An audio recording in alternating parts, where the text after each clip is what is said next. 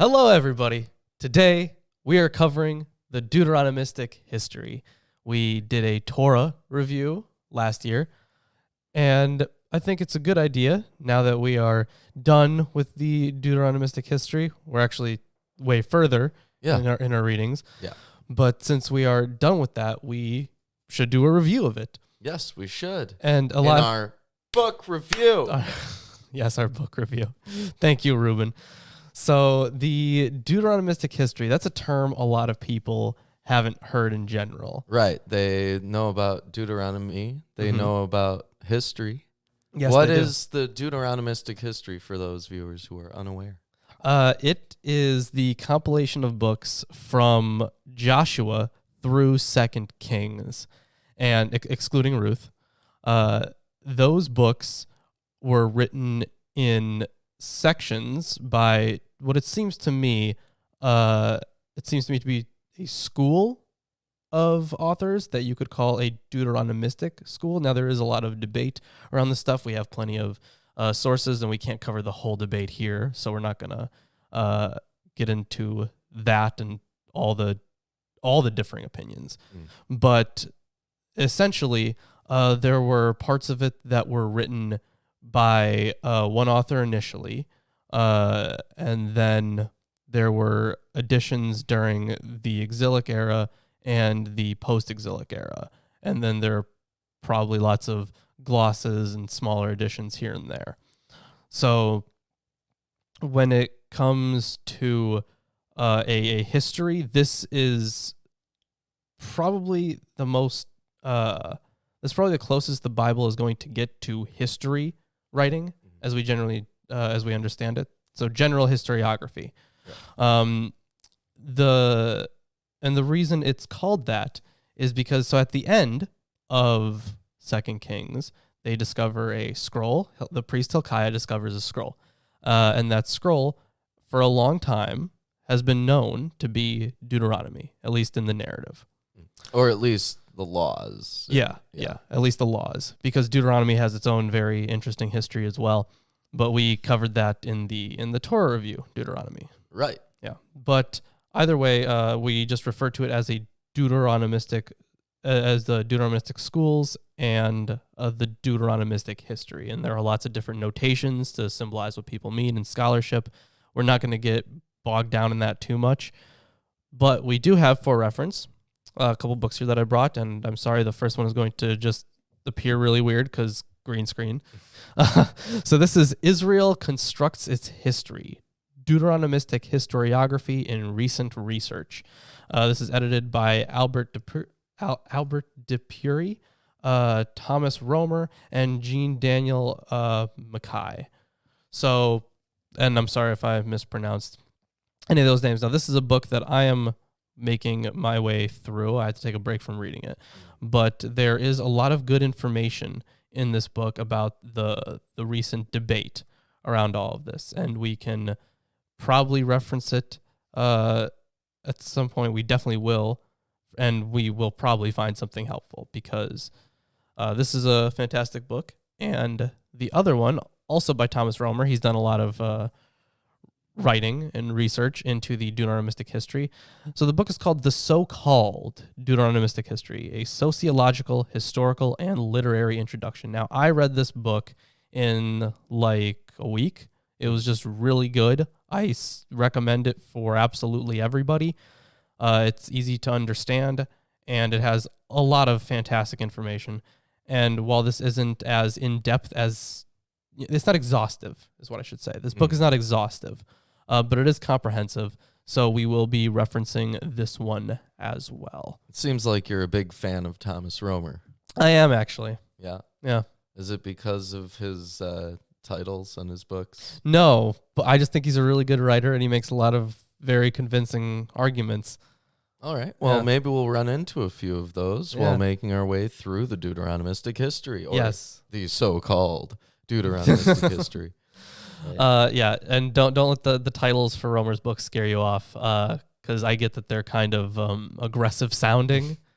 They sound very what's the word I'm looking for? Polemical, but they're really not. Right. And in addition to those books, we also have a set of Bibles, King James Version, English Standard Version, Robert Alter's translation with commentary of the Hebrew Bible, in addition to the Holy Scriptures, according to the Jewish Publication Society of America, and the New King James Version. So there you go. We also have commentary in the Bible. Erdman's commentary. It's right here. Wow, how did that get here so quick? Wow, magic. Yeah. I know, it is like magic. It's like that demon summoning that we did actually did something. Yeah. Yeah. Oh, that's so much better now. Wonderful. Something magical we did worked, huh? Oh, yeah. Yeah. Well, in addition to all of these Bibles and commentaries, we also have a lengthy set of notes that Lawrence and I have compiled over the period of time between when we finished reading the Deuteronomistic History and now, which... Apologies to the fans who have been waiting for this. Yeah, but it's here. It's here. Yes. Here you go. So why don't we hop right into it then? Yeah. Where do you want to start off? With First Joshua, I assume? Did you just say First Joshua? Yeah, First Joshua. Like first comma Joshua? Yeah. Okay. First Joshua, not First Joshua. No. That's not a book. No, that's not a book. It's the book of Joshua. I wrote a 1 next to it. You did. Yeah. Because it's the first thing that we're doing. It is. All right, so Joshua, of course, in the preceding book, Moses died, and now Joshua has taken the reins. So first, Joshua, of course, has to cross the Jordan, but he does it after sending some spies into the land. And this kind of mimics the story in, was it Exodus and Numbers where they sent spies, both of those? I think so. The book literally starts off like first verse after the death of Moses, the servant of the Lord. It came to pass that the Lord spake unto Joshua, and so on and so on and so on, saying, Moses, my servant, is dead. Now therefore arise, go over this Jordan, thou and all this people, unto the land which I do give them. So it's a commandment from God that he receives to continue going into the land that they've been trying to because get into. Now it's time. Because remember, the only 2 people that actually made it from the Exodus into the land of Canaan were Joshua and Caleb, I believe. Yes. So I actually forget, did we even come across Caleb doing anything in the Deuteronomistic history? I'm not sure. Caleb doesn't do much. He doesn't do much in general. Yeah. So it's just interesting. So after they get into the land, of course, they cross the Jordan. They stop the river and whatnot. There's a circumcision at Gilgal.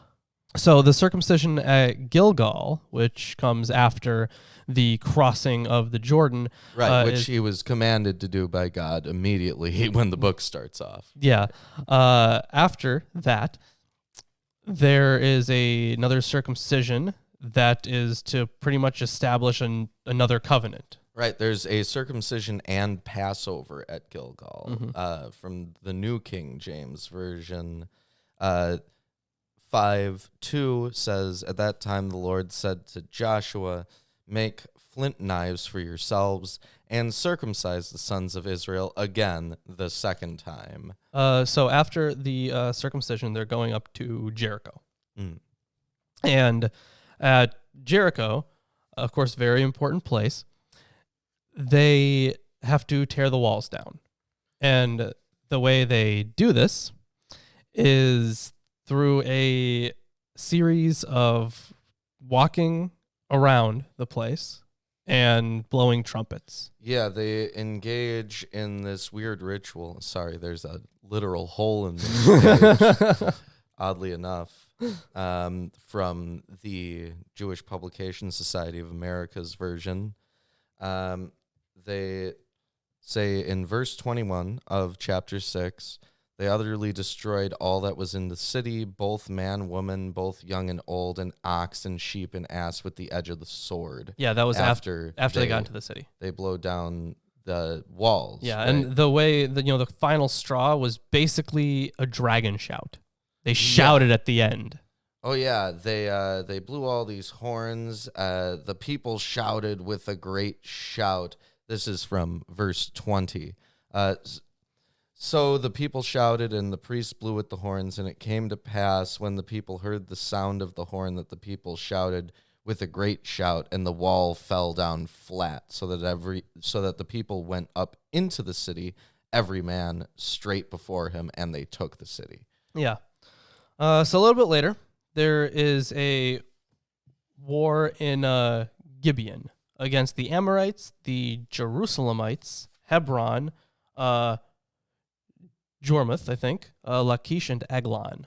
But of course, there's not enough time in the day to destroy everybody, all the enemies. So what happens? The sun stands still. Yeah, this is a very strange thing that occurs. We had Landon on. That's right, we did. We covered this section. He's an astronomer. He's an astronomer.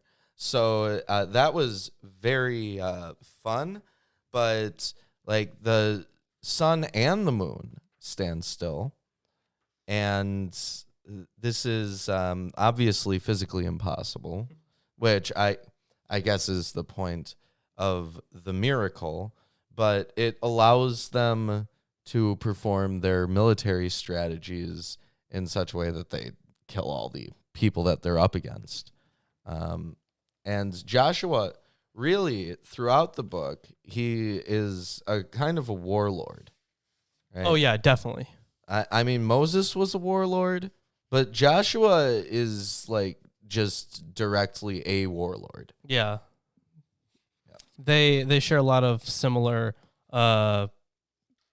motifs, I guess, especially in in fact, there's a little list here from Erdman's. So Moses leads the Israelites out of Egypt, and Joshua leads the Israelites into Canaan. Moses sends out spies, and so does Joshua. Moses crosses the Red Sea, of course, but of course Joshua crosses the Jordan. There's a circumcision, and there's a Passover, and once again, circumcision and Passover in Joshua. In the Moses story, there's a theophany, the burning bush narrative, and in the Joshua narrative, the commander of the Lord's army shows up, and there's quite a bit more as well. But there is quite a lot of similar motifs, similar ways of justifying their rule, their commandership, I guess. Well, I would say that in Joshua, the main way of justifying their rule is by pillaging. Well, yeah. So, anyways. Actually, in chapter 12 of Joshua, there's a list of 31 kings that Joshua, kills, defeats. Yeah.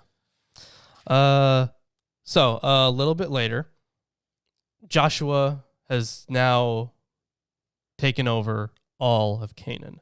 And then he has to divide his new nation into parts. So he gives, the Benjaminites this section, the Ephraimites this section, and so on for each of the 12 tribes of Israel. And he also makes sanctuary cities. So if someone is running away from being murdered or something for a crime they committed or didn't commit, they can go to these sanctuary cities and be safe until a trial. With the exception, not of the sanctuary cities, but of the division of the land, of the Levites. The Levites, who don't get any part of the land. No, the Levites' share is their devotion to God. They are the priests. Yes. Yeah. And they're kind of common folk who will be in every area. Yeah. But a lot of them are obviously at the temples. Yeah. Yeah. Then there's an altar made by the Jordan as a memorial. Yeah, chapter 22. Yeah. And it's called, the quote is, God of Gods. Yes. Joshua 22:22. The Lord God of gods, the Lord God of gods, he knows, and let Israel itself know, if it is in rebellion or if in treachery against the Lord, do not save us this day. So this obviously is a description of God being one among many gods. So the theology that's being presented here is definitely henotheistic. God, What verse specifically? 22:22.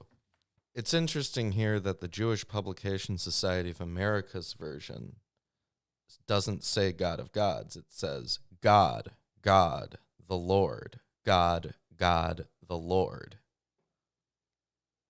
So this translation specifically chooses not to say God of gods and not to make it a henotheistic statement. Well, actually, this one says the mighty one, God the Lord. The mighty one, God the Lord.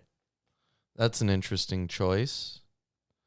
And these are only specific people that are saying this. Then the people of Reuben, the people of Gad, and the half tribe of Manasseh said in answer to the heads of the families of Israel. That right, because they're the ones who are there making this altar. Well, I do think it's noteworthy that some translations use the God of gods terminology. Sure, and it's important. It's important to note here that the God of gods terminology was used by specifically 2 tribes. Mm-hmm. Actually, 3 tribes, because you have Manasseh, Reuben, and Gad. So those are the tribes that are calling it God of gods, which is interesting. Right. And definitively henotheistic. Yeah, at least for them. Yes. Then, at the end, Joshua dies. Yeah. He says his farewells. He makes this final covenant with the tribes of Israel at Shechem. And then he dies, and Eleazar, the son of Aaron, also dies. What thoughts do you have on the book of Joshua? Joshua, I think Joshua started off really well and exciting, but then it got bogged down with divisions of the land. Mm-hmm. Well, the entire book is just Joshua's a warlord. He captures all these places, and then he gives them to the people. Right? Yeah, pretty much. Which is an important piece of the story that they're trying to weave together, and I understand why they put it in here. But at the same time, it's, besides the sun and the moon standing still. That's a weird one. I'm still unsure of that, why that's the motif. Well, because otherwise, I don't think there would be, anything besides ethnocentrism from this book that would be useful for any theology, right? They wouldn't look at this as like a miracle worker. They crossed the Jordan. Well, yeah, it was God who made the sun stand still.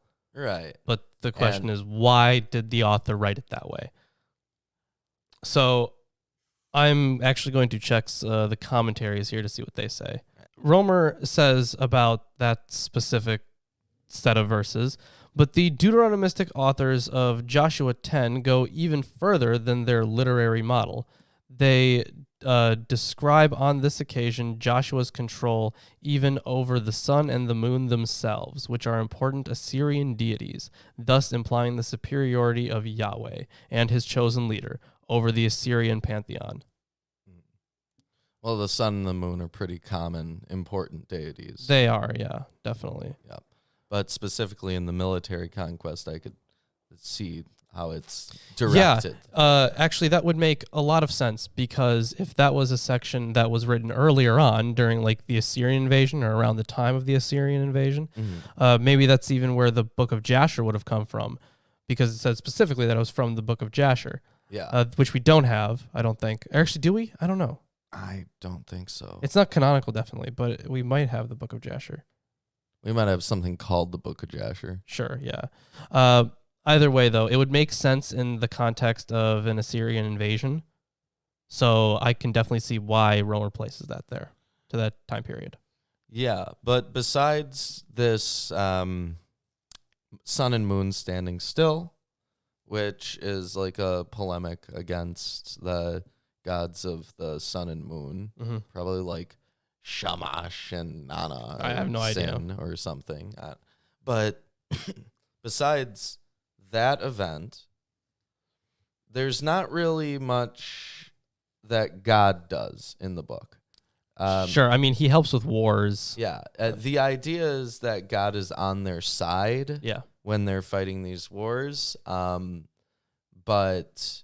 you could have easily said that with like, and the Lord helped the people of Israel in taking back the land from those who occupied it. Sure. Right.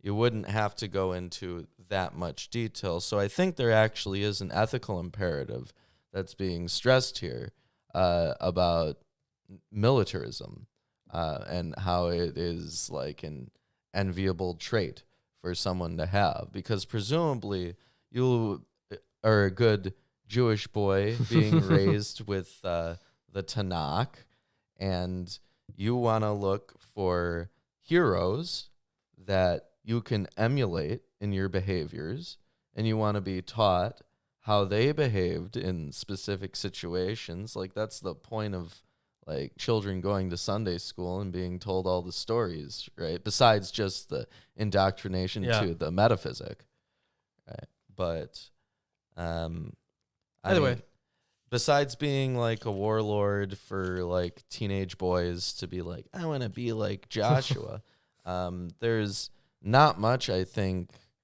in there. There's not much to it. It seems really to just be like military conquest and dividing land. The sun and moon standing still is cool, and it's a neat little polemic. Okay, so star ratings. Star ratings. I will give the book 2.5 stars. I'd give it 2 stars. 2 stars? Yeah. Yeah, I was being a little more generous. Maybe it's because I like Game of Thrones more than you do. But, all right. Well, then it gets an average 2.25 stars. Yeah. I'm going to write that down. Yep. 2.25 stars. So the next book that we have to cover is Judges. Now, this is probably my favorite book of the Judges. Bible. Judges is a big change of pace. Well, I mean, it's not a huge change of pace, but it is refreshing. It has a lot of shorter stories. Yeah, and they're all kind of exciting, honestly. Yeah. Yeah, so now, while there is no ruler in the land, people have to come up and become rulers themselves. There's not like an official government or an election. These guys are just the leaders. Right, because previously they had warlords, and now they're settled. So the function of the warlord as the leader of their society, given that they're in possession of the land, which they presumably want to stay in, there's no reason to venture out and perform war in the same way other than defending your land. So at this point, they move away from the Moses and Joshua model and also the Abraham model. I mean, Abraham had his own wars. He did, yeah. But he was also, weirdly nomadic as well. Yeah. Yeah. But and I'm going to be doing a whole video on the historicity of Abraham, so stay tuned for that. Stay tuned. Not in this video. No, not in this one. Later on. Yeah. But now we need a different social function filled. Yeah. And so the different way that they're choosing to go about it is by having like wise men, basically. And these aren't just like, wise men in the stereotypical form. These people are strong, and they're kind of like warrior kings, except they're not there's no like official government. Like if you ask for a king and you go to Israel in the period of the Judges, they'd be like, what the hell is that? Right. And it's kind of a period when like you have the most unadulterated theological culture, right? Because you have these judges who are just wise men who consult with God and such occasionally, maybe. And they know the law, and they know all of the rites and everything that people perform. For all intents and purposes, they serve as prophets, even though they are not explicitly called as such. Yeah.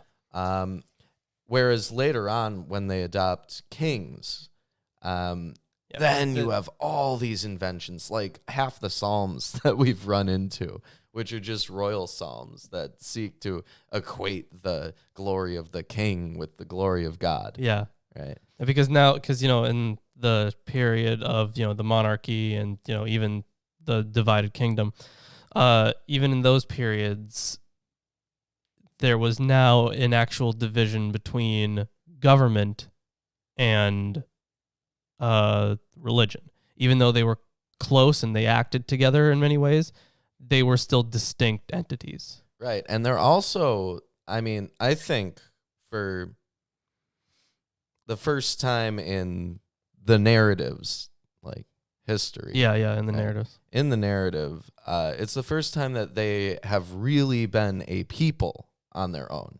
Because before they went into Egypt and were enslaved, they were like one family. It was like less than 20 people plus their servants, right? Now they are thousands of them. Yeah, there's, what was the number? 600,000? Yeah, total? Something ridiculous like that.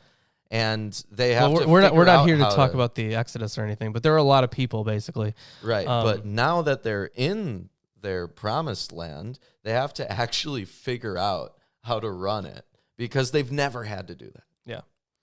At least if they did, not in generations. Yeah. So, anyways, there's a continuing conquest of Canaan, but Israel does evil in the sight of the Lord. This is something that's going to happen over and over again throughout all of these stories. Yeah, and the biggest reason for that is because when we're talking about the final editions of the Tanakh, when we're talking about that, it would have been post-exile. So you had to justify why that happened to you, and the way that whether you want to call them early Israelite or early Jewish authors, they justified that by blaming themselves. Right. Why would God do this unless you deserved it? Right, which you see in Job.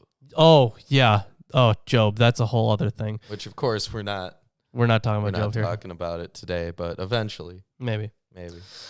So an angel comes from Gilgal to reaffirm the covenant and essentially... Right, this happens in chapter 2, verse 1. And an angel of the Lord came up from Gilgal to Bochim and said, I have made you to go up out of Egypt and have brought you unto the land which I swear unto your fathers. And I said, I will never break my covenant with you. Yeah, and it doesn't say like the Lord says. This is the angel saying it, because my view on angels is, I guess, a little bit different from other people's, but I think they're just like mouthpieces for God, essentially, where they are him, but in like, I don't know if you want to call it a different form. A lot more like the avatars that you see in Hindu mythology. Yeah, kind of like that. So, either way, and then there's a statement about not mixing religions, which also becomes a big deal later. So I think a context for this being exilic might make sense. Yeah, well, also because in exile they did mix a lot of religion. They did synchronize. The way that they sinned against the Lord is they started worshiping Baal and Ashtaroth, right? So, I mean, they're pretty fickle in general. Like they're going to continue to be fickle. Yeah. First they tried to make this calf. Now they're worshiping Baal and Ashtaroth. And they're going to continue doing this. Like you said, throughout all these books that we're going to be covering, they're continually going to be turning away from Yahweh and worshiping other gods. Yeah. So the first judge comes to the scene. His name is Othniel. And apparently he is the brother of Caleb. Othniel, the brother of Caleb. Well, Yes, it is in chapter 3, verse 9. When the children of Israel cried unto the Lord raised up a deliverer to the children of Israel, who delivered them, even Othniel, the son of Kenaz, Caleb's younger brother. And then eventually he's not around anymore. Yeah, this only takes 3 verses. There's the one that I just read. Yeah. There's another one which essentially says that he beat this king of Mesopotamia. Mm-hmm. And then the third one said the land had rest 40 years and Othniel, the son of Kenaz, died. Yeah, so real short there. Then another judge, Ehud, he actually killed the king of Moab. Yes. So the king of Moab, this is actually a funny little story, I think. So the king of Moab, he is said to be like in his chamber, and he's whatever he's doing, it's very secretive. It's very private. I don't know if he's doing something to himself, if you know what I mean. Looking for a euphemism here. I don't know if he's doing that, but either way, Ehud sneaks in and he stabs him. Yeah, he doesn't just stab him. He has a special dagger constructed, which is sharp on both ends, and hides it up his sleeve and goes in and stabs him, pretending it's some kind of present. Yeah. So then there's another judge coming up, Shamgar. And I don't think there was actually too much on Shamgar, but Shamgar did in 331, the verse, chapter 3, verse 31, killed 600 Philistines with an ox goad. Yep, and that's all they said about him. Yeah. He delivered Israel. Yeah. So interesting to note here. You got Moab. We got the king of Mesopotamia, you said? Yeah, it says... For Othniel? Yeah, Othniel. And then now you have Philistines. Yes. So this is continuing kind of Joshua's trend. Yeah. Right. And then fourth, Deborah, of course, a prophetess. Yes. The wife of Lapidoth. And she defends Israel, and she is aided by Barak. Yes, Barak, son of Abinoam, from Kadesh Naphtali. Amazing. Yeah. And then, of course, the next one, the fifth one, is Gideon. Now, his initial name was Jerubbaal. Of course, the Baal name in there. It actually means contends for Baal. So he defends them against the Midianites, the Amalekites. Yeah, the Midianites and the Amalekites. And Gideon has the people rise up trumpets and they blow into them, and then it scares the Midianites. Sure. And the Amalekites. And God delivers Midian into his hand, basically. Yeah, so the captured princes Oreb and Zeb, Yes. they were killed and their heads were brought to Gideon. On the other side of the Jordan. Yeah. So that's a pretty long way, actually, to bring a severed head. So then, of course, Gideon has now conquered the Midianite kings. So the sixth judge, Abimelech, he's Gideon's son. He hired priests from the temple of Baal, and he also killed his own brothers except for Jotham, who was able to escape. Yes. And some things to note, the Shechemites, they plot revenge against Abimelech. Then there's a Jotham story of trees choosing a king. So like a natural king.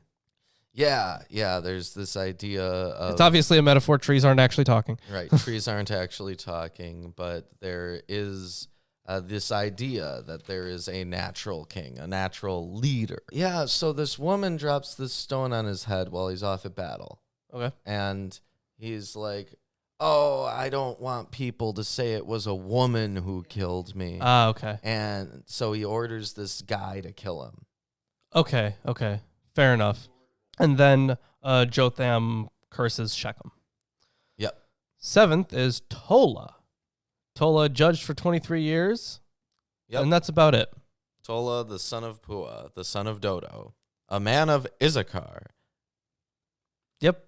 That's all you're getting. That's basically all you get. The 8th, Jair, a Gileadite, judged for 22 years, had 30 towns, and then he died. And, of course, Israelites do evil in the sight of the Lord and start losing to the Ammonites. Yeah. They start going downhill. Yeah. And then we have the story of Jephthah. So in return for victory against the Ammonites, Jephthah says, I am going to sacrifice the first thing that comes out of my house to you. Yep.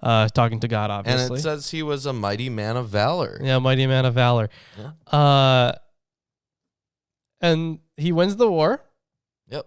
And then the first thing to come out of his house, his daughter. Well, and he sacrifices his daughter. Of course, if you were coming home victorious from war, you'd probably want to sacrifice a few of your children, too. Oh, totally. Oh, totally. Yeah. Yep. That's exactly what I would want to do. Ridiculous. So he fought against Ephraim, and this is actually that interesting thing about Shibboleth, about how to pronounce it. Yeah, right? Shibboleth. Yes. And then he kills 42,000 Ephraimites. And for those of you who don't remember, the Shibboleth thing, it was like essentially a passport, right? Yeah, because the thing is, if you're not from the right tribe, or if you're from a different place, you're going to say it a little bit differently. If you talk to someone from the East Coast about clam chowder. Oh, yeah. Right? Clam chowder. Chowder. Yeah. Yeah. Different. And that's like the test that they used was Sibboleth or Shibboleth. Yeah. Then the 10th. So Jephthah judged for 6 years. Then the 10th guy was Ibzan. He judged for 7 years, and he had a lot of kids. He had 60 kids, 30 sons and 30 daughters. Yep. So very fruitful. He was very fruitful and multiplied. And then the 11th one was Elon. He judged for 10 years. That's all you're getting. The 12th was Abdon. He judged for 8 years. And then Israel does what is evil in the sight of the Lord. Yeah, but Abdon, he had 40 sons. Did he? Wow. 30 nephews. That's quite a bit. Mm-hmm. And the next guy to take over was Samson. Now, Yes. Of course, we've all heard the Samson stories about, we're going to cover this a little bit anyways. So Samson takes a Timnan woman as a wife from Timnath. Mm-hmm. And he does these things beforehand. He runs into this honey, right? Mm-hmm, mm-hmm. And this honey that is inside of the carcass of a lion. Yeah. Yeah. So he creates this completely BS riddle where the answer is the honey that was he the one? He was the one that killed the lion, right? Yeah. Yeah. He killed the lion. He fights this lion to death. Yeah. And then honey, eventually, bees kind of populate there. And now there's a hive in the carcass. Yeah. And basically, he goes around asking this riddle, and no one can figure it out. And then his wife... Ooh, oh, yeah. She went and told the answer to people. Yes. Yeah. She told the answer to people, and then a whole bunch of people die because of it. Yeah, pretty much. Samson's all mad. Yep. And then it says Samson gives his wife to his friends. Yep, gives away his wife. Yep. Which, hey, if your wife says that she won't give away the secret of your riddle, and then she does, the only reasonable thing is to give her to a friend. Yeah. I guess. And the thing is, this is after he, lusted after her. Mm-hmm. And then he burned some Philistine grain and killed 1,000 people with a jawbone. Mm-hmm. Yeah. Oh, and then there's the whole story of Samson and Delilah. Oh, yeah, where he gives her the secret. You know, Samson's got a weakness for women. He really does. Yeah. And then at the end of that narrative, he's like captured by the Philistines, yeah. And he's in this temple. He's blinded and stuff too. Blinded. He's got his hair's all cut off because that's where he gets his strength. Yeah, but eventually it regrows. And he tears down the whole temple with everybody inside. Of himself. So he kills like 10,000 of them. A whole ton of them, yeah. Yeah. And then there's no king in Israel. Yeah. And then we have some guy named Micah. He has some idols in his home. Yeah, Micah engages in idolatry. It doesn't work out well for him.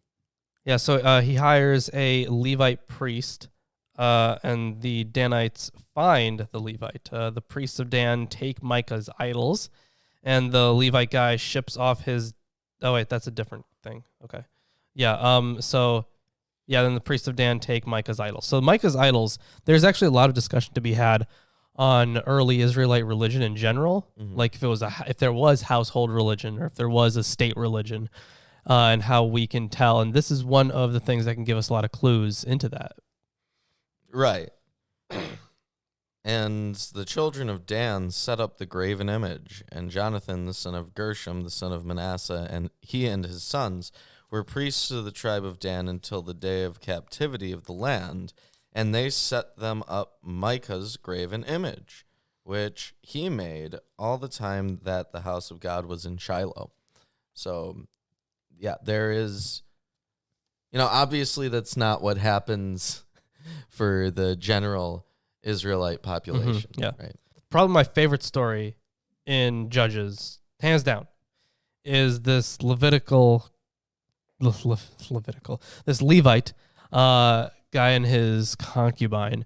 So, she is cheating on him or whatever. And then eventually she visits her father's house. And I think that's the same story. Yeah. Eventually she visits her father's house and this guy goes after her, and she's actually kind of left out in the streets. And he is inside, nice and safe. But while she is out in the streets,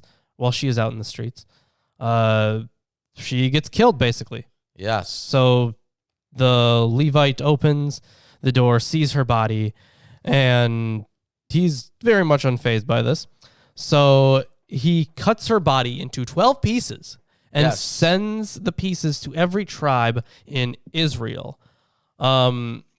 And then because of that, there is a war between the Benjaminites and the Gibeonites. And then, so it's pretty much 10% of Israel versus Gibeah at that point. And then Israel defeats the Benjaminites, and the Benjaminites... They get punished. Oh, yeah. So the Benjaminites are being punished. You can't marry them. No, you can't marry them. Yeah. And that becomes a problem, which they have to address later. Yeah, it does. Yep. So, that is the end of Judges. And I love Judges. I'm giving Judges a 5. Yeah, I'll give Judges a 5. I like Judges. Yeah. Judges is really good. They do allow some Benjamites to reproduce. But yeah, they really took a beating because of that. Judges, overall thoughts, the only complaint that I have about Judges is that there are so many judges for whom all we get is like, then there was this guy, and he died. Yeah, that's all we get from them. But, with other judges, you get like whole stories that go on and on and on. Like the Samson story. Oh, yeah. Is so different than the story of Jair or Tola. Yeah. Jair or Tola or other people whose names I can't Ibzan, Elon, yeah. Very much. Guy Othniel. Yeah. Like, great, guys. Thanks for showing up. Ruth. Now, Ruth is not part of the Deuteronomistic history. You want to talk into the mic? Ruth is not part of the Deuteronomistic history. Yeah. So Ruth is just later added into that point in the narrative if you're reading it from beginning to end. Yeah. But it's not part of the composition that we call the Deuteronomistic history. Right. So we're not going to be talking about it here. We are not. But if you want Lawrence's basic thoughts about Ruth, he covered it in one episode. Yeah. It was all there. Yeah. So next, 1 Samuel. 1 Samuel. Now we get into like real characters. Yeah, real characters. So Samuel is born, and he is promised to God by Hannah that he will always be a follower. As Samuel gets more holy and devout, Eli the priest and Eli's sons become less devout. Mm-hmm. So God rebukes Eli's family, and then God tells Samuel that Eli's house will be punished. Now Samuel has to be the guy to take over the reins here. Yes. So starting at chapter 4, the Philistines capture the Ark of the Covenant. Yeah, they take it, and Eli's sons die in battle. They go out to battle with the Philistines, and then all these people die, and they take the Ark of the Covenant. Oh, and Eli falls over and breaks his neck. Yeah. He falls over. Yeah. So now the Ark of the Covenant is stolen.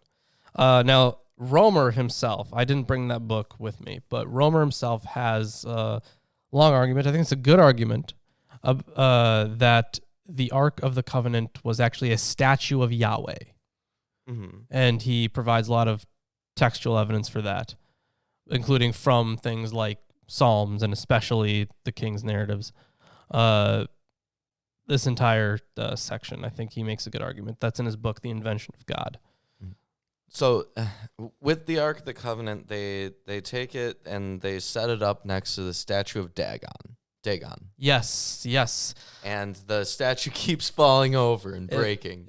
Falls over and breaks, and then they're eventually like, we don't want this we don't want the Ark of the Covenant here anymore. Take it back to Israel. So they send it back to Israel.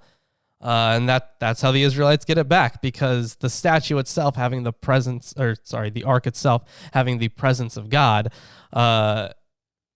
it just is always going to be destroying all these other gods, no matter what. Mm-hmm. Yep. They didn't even have to pray over it. Yeah. It just happened. So Samuel becomes a judge. Yep. Samuel becomes a judge, and it's cool. He's a pretty good judge as far as the judges go. Yeah. We get a lot of details about his judging. We get some not so great advice from him. We get some decent advice from him. And then later on in the sequel, he comes back as a Force ghost. Well, we'll get there, yeah. Yeah. But the Israelites, they demand a king. They want a real king, and Samuel's all like, "Well, fine, okay, we'll raise a king for you, but you're not gonna like it. Like it's gonna suck. No, you're gonna hate it. Yeah, it's gonna be terrible. They're gonna tax you a lot. They're gonna conscript your children into be their servants and their military soldiers. It's gonna be terrible. Yeah. So, who becomes king? Saul. Yeah, it was literally. So you better call Saul. He's some dude. Yeah, pretty much just some dude. So Samuel anoints Saul king.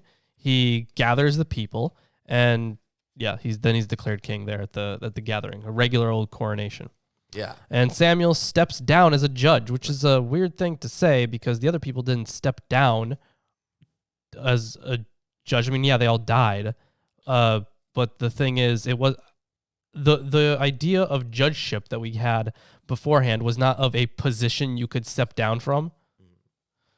So it was just something that people like considered you. Yeah. Right. But Saul here, he's a Benjamite. Yes, he is. Which, not to be too technical, but they did limit the Benjamites Mating. mating and Their reproduction. their reproduction. And this is, a little while after, but Saul also develops some mental problems later in life. And there is a possibility that one of these two things has something to do with the other of these two things. So Samuel steps down as judge, and he again warns Israel against kings and reminds them to follow God. So Saul is fighting against the Philistines and makes an offer to God. And God wants Samuel to make the sacrifice. And Saul ends up having to fight using farming equipment. Yeah. And then Jonathan, Saul's son, actually defeats the Philistines. Yeah. And Jonathan's going to play a key role later as well. Yes. Jonathan's going to play a very key role. Okay, so Saul vows that anyone who eats on a certain day is to be put to death. Okay. But then Jonathan eats. Ooh. Come on, Jonathan. Yep. But Israel, being intelligent as ever, decides to prevent Saul from killing Jonathan. So then Samuel tells Saul that God has rejected him. And then Samuel doesn't see Saul ever again. Yes. Samuel said, has the Lord as great delight in burnt offerings and sacrifices as in obeying the voice of the Lord. Behold, to obey is better than sacrifice, and to heed than the fat of rams. For rebellion is as the sin of witchcraft, and stubbornness is as iniquity and idolatry, because you have rejected the word of the Lord. He also has rejected you from being king. So next, God tells Samuel to anoint David king. Yes. Of course, David is very important there. And then David enters Saul's service. Yes. He plays the harp. Yeah, he does. The lyre. And so then we get the David and Goliath narrative. Yeah, which I'm sure everyone's aware of, but if you aren't, Goliath is a big, tall dude, Philistine, taller than anyone else around. David has this sling. He has a rock. He slings his sling. He shoots the rock. It hits Goliath in the head. Goliath dies. Really some amazing strategy there. Yeah. Hit him in the head with a rock. And then it tends to work. He cuts off his head too, doesn't he? Oh, yeah. He brutalizes him. He also takes his weaponry. His spear, right? Yeah. Or his sword? His sword. Now, the sword gets placed somewhere else and does come up again later. It does, actually. But this is like David's first big thing. Yeah. He goes on to kill tens of thousands. Yeah. So there's this saying that pops up throughout Samuel, which is that Saul has his thousands, but David has his tens of thousands. Yep. Yes. So Romer actually notes this in a footnote, his opinions here on the David and Goliath story. One may also note that the story of David's victory against Goliath, which contains a few Deuteronomistic elements, would suit well the nationalistic propaganda of Josiah's court. The description of Goliath's equipment probably corresponds to the typical equipment of a Greek mercenary in Egypt in the 7th century. Goliath's defeat against David, in spite of his heavy equipment and military superiority, thus suggests that Judah has nothing to fear of the powerful Egyptian neighbor as long as it benefits from Yahweh's protection. A certitude, however, contradicted by Josiah's death at the hand of the Pharaoh. This whole David and Goliath thing, it's basically to show that David's good at combat. He overcomes big obstacles. And he's going to be overcoming a lot of big obstacles. Yeah, he is. Because after that, Saul gets super jealous because Oh, yeah. obviously the people are supporting David. They're very happy to have their new hero running around. Yes, and one of the things here, this, leading into it, David and Jonathan. Yeah, they're very close. They are very close. Of course, Saul is now jealous of David, so he tries to kill David. Yeah, but Jonathan makes this deal with them, and it's pretty ridiculous. He has this kid run out, Sends a child to shoot an arrow, Mhm. and that signals that David can escape. Yeah, but if there is no arrow, then he can't escape. So, like this arrow, right? David's just sitting there waiting to see when this arrow shoots, and that means run. So, David makes this deal with Jonathan. It's a lot of the, like, one if by land, two if by sea. It's a lot like that. Yeah. And then he travels to Nob and then to Gath. Yes, David flees to Gath. He pretends to be really stupid, so the people, or the king there, the leaders there, they don't recognize him. Yeah. They're like, this can't be David. Look at this idiot. He just pretends that there's something terribly wrong with him, so they'll think that he's like some commoner. Yeah, so he pretends to be insane to convince the king of Gath to pay no attention to him. And then David escapes to a cove, and 400 men gather to follow him. So he's basically in some cave somewhere. And I said cove. I should have said cave. So David goes to Moab and stays in a stronghold, and he finds a nice safe place there for his parents. Yeah, but Saul is in hot pursuit. Yeah. He shows up at Nob shortly after. Yes, he does. And he has all of the priests killed. Yep. Saul has the priests put to death by Doeg the Edomite, since his guards refused to kill them as a response to Abimelech. So there are 85 killed, and Abimelech's son Ahimelech. No, It's Ahimelech. Oh, is it in Oh, it is Ahimelech. Okay, you're right. Okay. Yeah. So 85 killed, and Ahimelech's son, Abiathar, escapes to meet David. Yeah. So then at the city of Keilah, the city of Keilah is attacked by Philistines, and David saves them. Yep. But Saul, he pursues David after hearing about it, and Jonathan gets to David first, and he warns him again. Yeah. So Saul and the Ziphites both pursue David. While Saul is away, the Philistines attack Israel, and Saul returns. David is, again hiding in a cave, but Saul finds them by accident. Yeah, he finds him by accident, and David has a chance to kill Saul, but he chooses not to. He chooses to spare his life.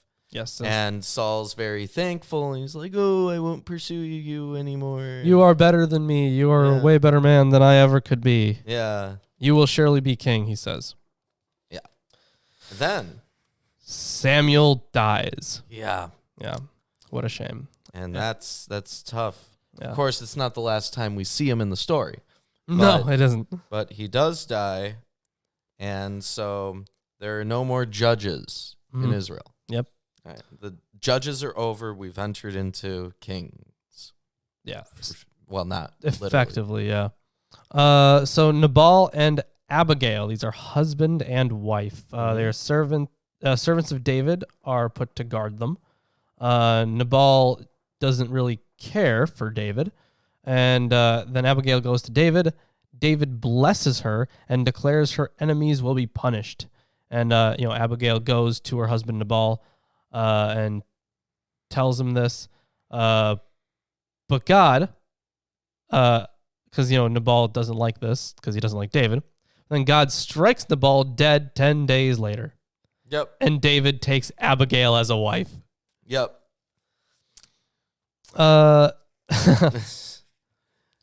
then David takes a few wives. Yeah, he does. Yeah. Then Saul, once again, is plotting against David, even though he said he wouldn't, but whatever, he's going to do it again.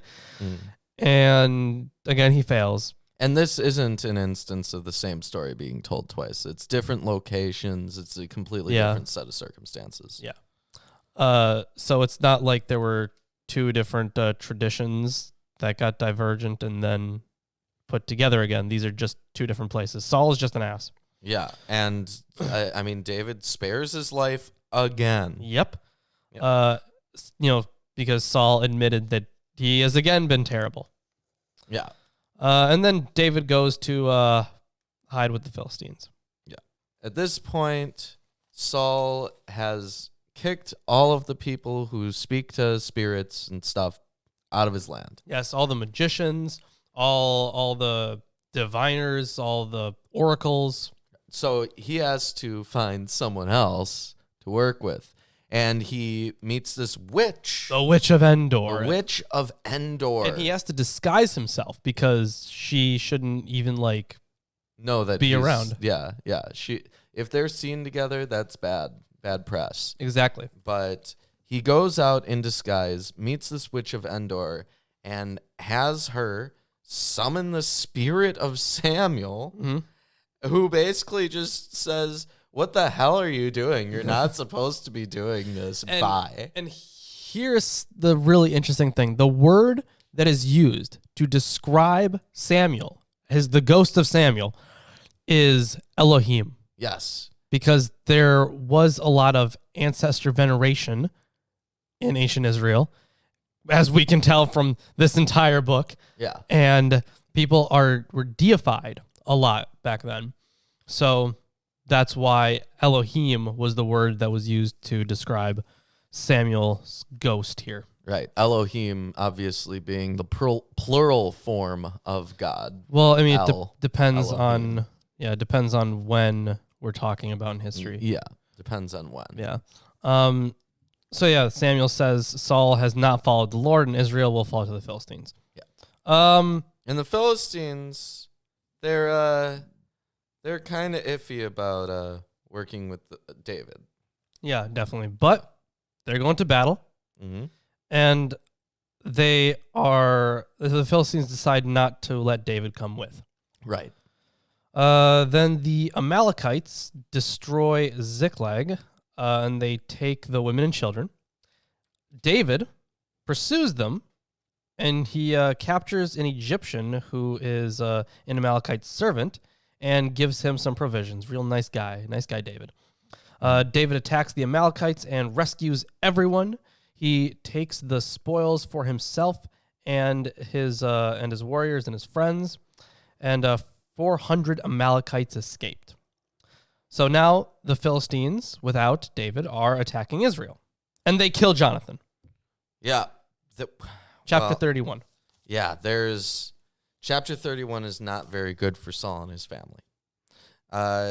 So they kill Jonathan, they kill a whole bunch of people, and Saul, in verse 4 of chapter 31, says to his armor bearer, "Draw your sword and thrust me through with it, lest these uncircumcised men come and thrust me through and abuse me." His armor bearer won't do it. Mm-hmm.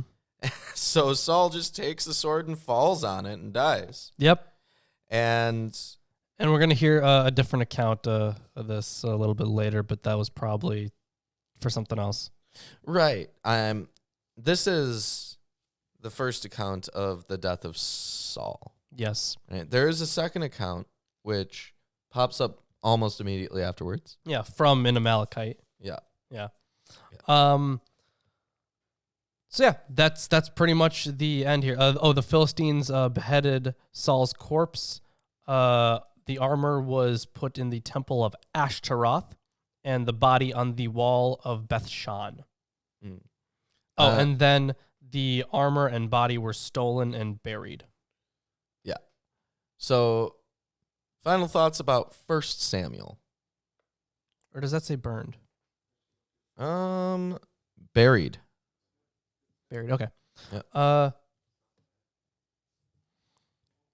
So, final thoughts about 1 Samuel. I didn't mind 1 Samuel that much. I like 1 Samuel. Yeah, I'd give it a 4. Yeah, there's a lot of ups and downs. I mean, the whole structure of 1 Samuel, it sets up the stage first with moving away from the judge's narrative and sets up this king's narrative. and it doesn't waste any time in demonstrating how bad of an idea kings are. Once there's actually a king in place, But eventually they do have good kings. Eventually. But first they start off with Saul. And the story is Saul. I mean, it starts off with he's just some dude, right? It's not like he was picked because of his glorious achievements. Yeah, he was just some dude. Just some dude.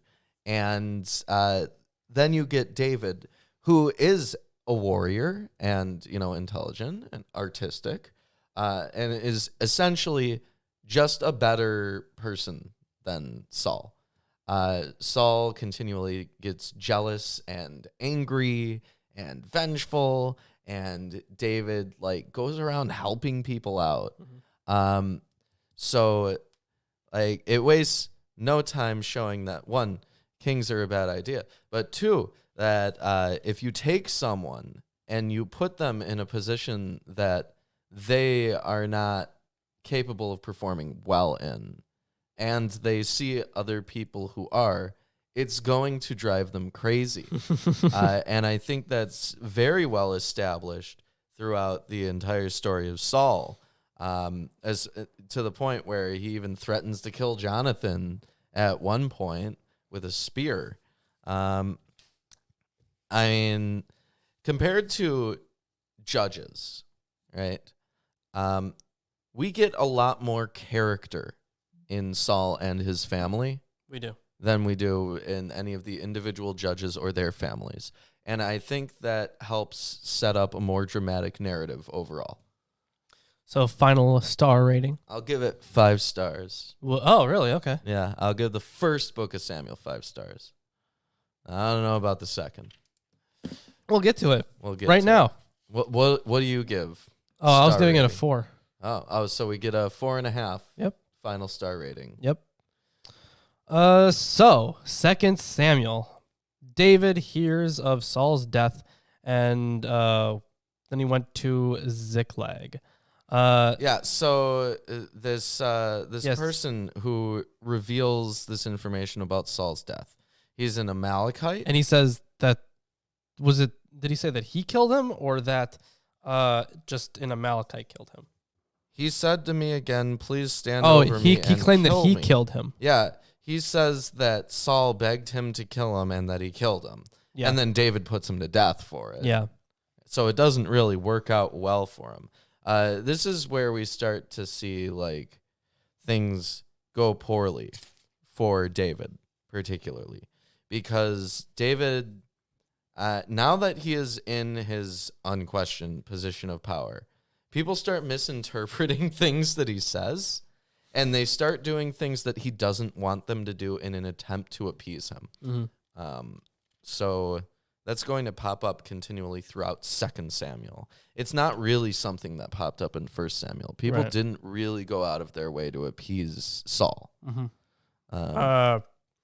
They did at times, but it wasn't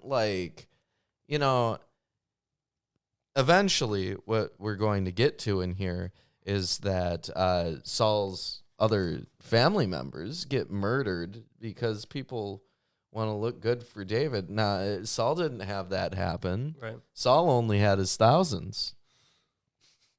Only. So then David was then anointed as king of Judah. God said he would be anointed at Hebron. Mm-hmm. And then Ishbosheth, son of Saul, was anointed king of Israel. Yeah. And his supporters were killed by David's people at the Battle of Gibeah. Yeah, this is a civil war. Yep.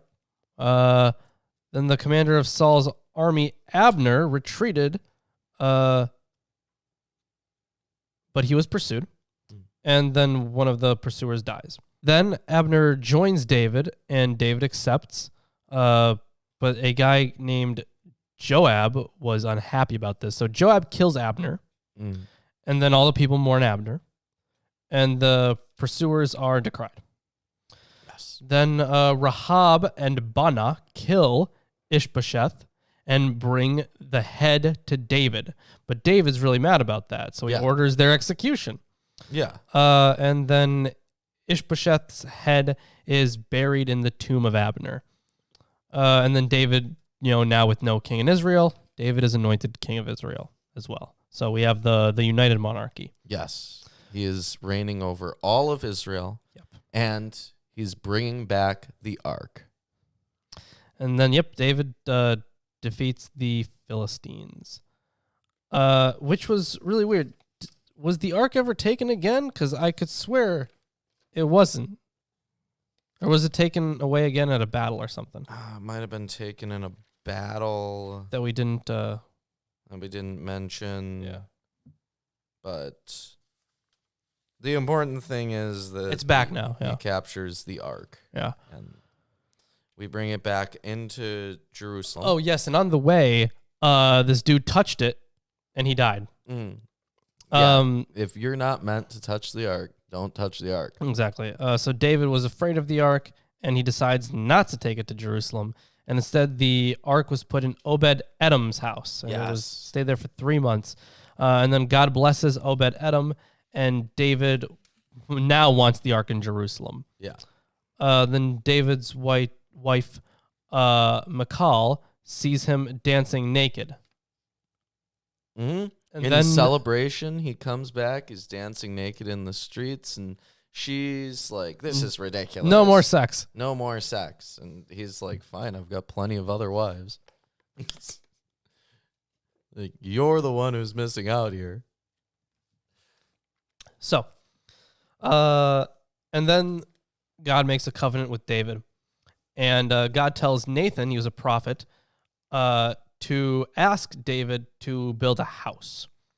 So David agrees and offers, really big prayer of gratitude. Then there's a list of David's victories and spoils. Yeah, there's a list of his victories and spoils. He tries to extend his kingdom.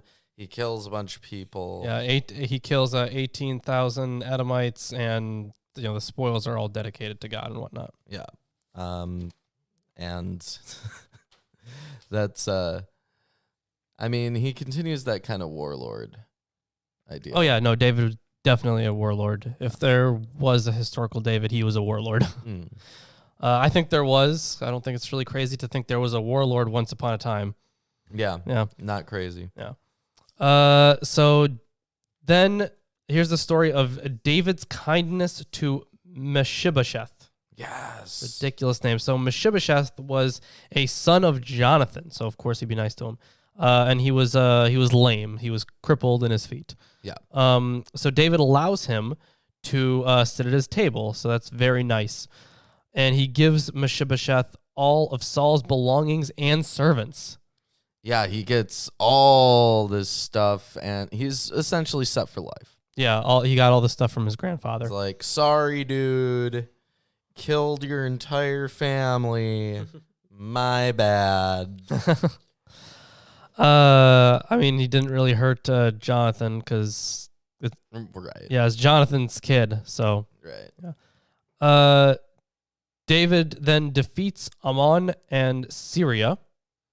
Yep, the Ammonites and the Syrians go down. Yep. And then he heads to Bathsheba.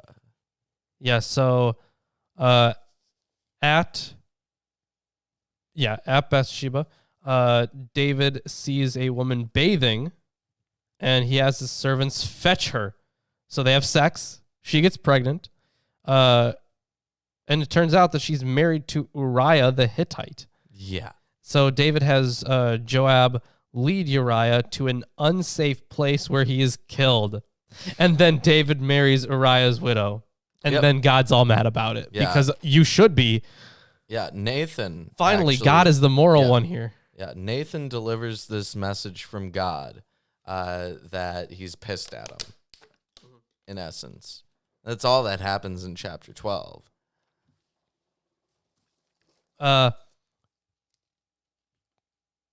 Basically, Nathan, he ends up telling a story about a rich man and a poor man. Yeah, he talks about this rich man and the poor man, and he's like, oh, well, what should happen to this one man? And David's like, it should be punished. And And Nathan's like, "You're that man." Yeah. So God sends a message. David will be brought down, and his child will die. Yeah. And then his kid gets sick. He won't eat, and he dies on the 7th day. David doesn't really care, and he has sex with Bathsheba again. Mm-hmm. So the son is called Solomon. That's the name of the son. It's Solomon. Time for Solomon to pop up and do his thing. Not the son that died. No, but the one that is new. A different son. The new son. We now have Solomon. The Solomon. So chapter 13. Oh yeah, then David takes Rabbah. Chapter 13 is really messed up. So Absalom, David's son. There is Tamar, David's daughter, and then Amnon, who is another son. Yeah. So Amnon is in love with Tamar. Yeah. Jonadab, who is a cousin, he helps hook them up. Jonadab tells him to pretend to be sick and have Tamar care for him and make bread for him. David sends... Amnon is faking it and whatnot. And David sends Tamar to Amnon, but he refuses to eat. Amnon gets alone with Tamar. He rapes her, gets angry at her, and she gets upset. And then Absalom takes her in and remains professionally neutral to Amnon, but hates him. One day, all the king's sons go, and they all kill Amnon while he's drunk. And then David hears about it, and Absalom flees to Geshur. So here's the weird thing. Now David is mad at one of his sons, Absalom, for killing a rapist who... Well, he doesn't know that he's a rapist. Oh, okay. Well, either way, that's kind of what's going on here. We have a rapist son, and he rapes his sister, and then his brother is like, "You're an asshole," and then he kills him eventually. Mm-hmm. Yeah. So what a fucking train wreck of a story. Ridiculous. Yeah. So Absalom is fleeing to Geshur, and then he is going to Jerusalem, where he lived for 2 years. And Joab brought a wise woman to David. She pretended to mourn her son and husband. So she tells a story about 2 sons where one killed the other, and the law wants to pursue the living son. She asks David to forgive her fake son, and this was just a way out for the judgment of Absalom. Yep. Then he can come back home, and David's very happy. Yeah, so Joab is actually ignoring the requests of Absalom to see the king. Joab destroys Absalom's crops, and Absalom is all like, "What the fuck, bro?" And Absalom goes to confess to David, and David kisses him, so everything's okay. Yeah.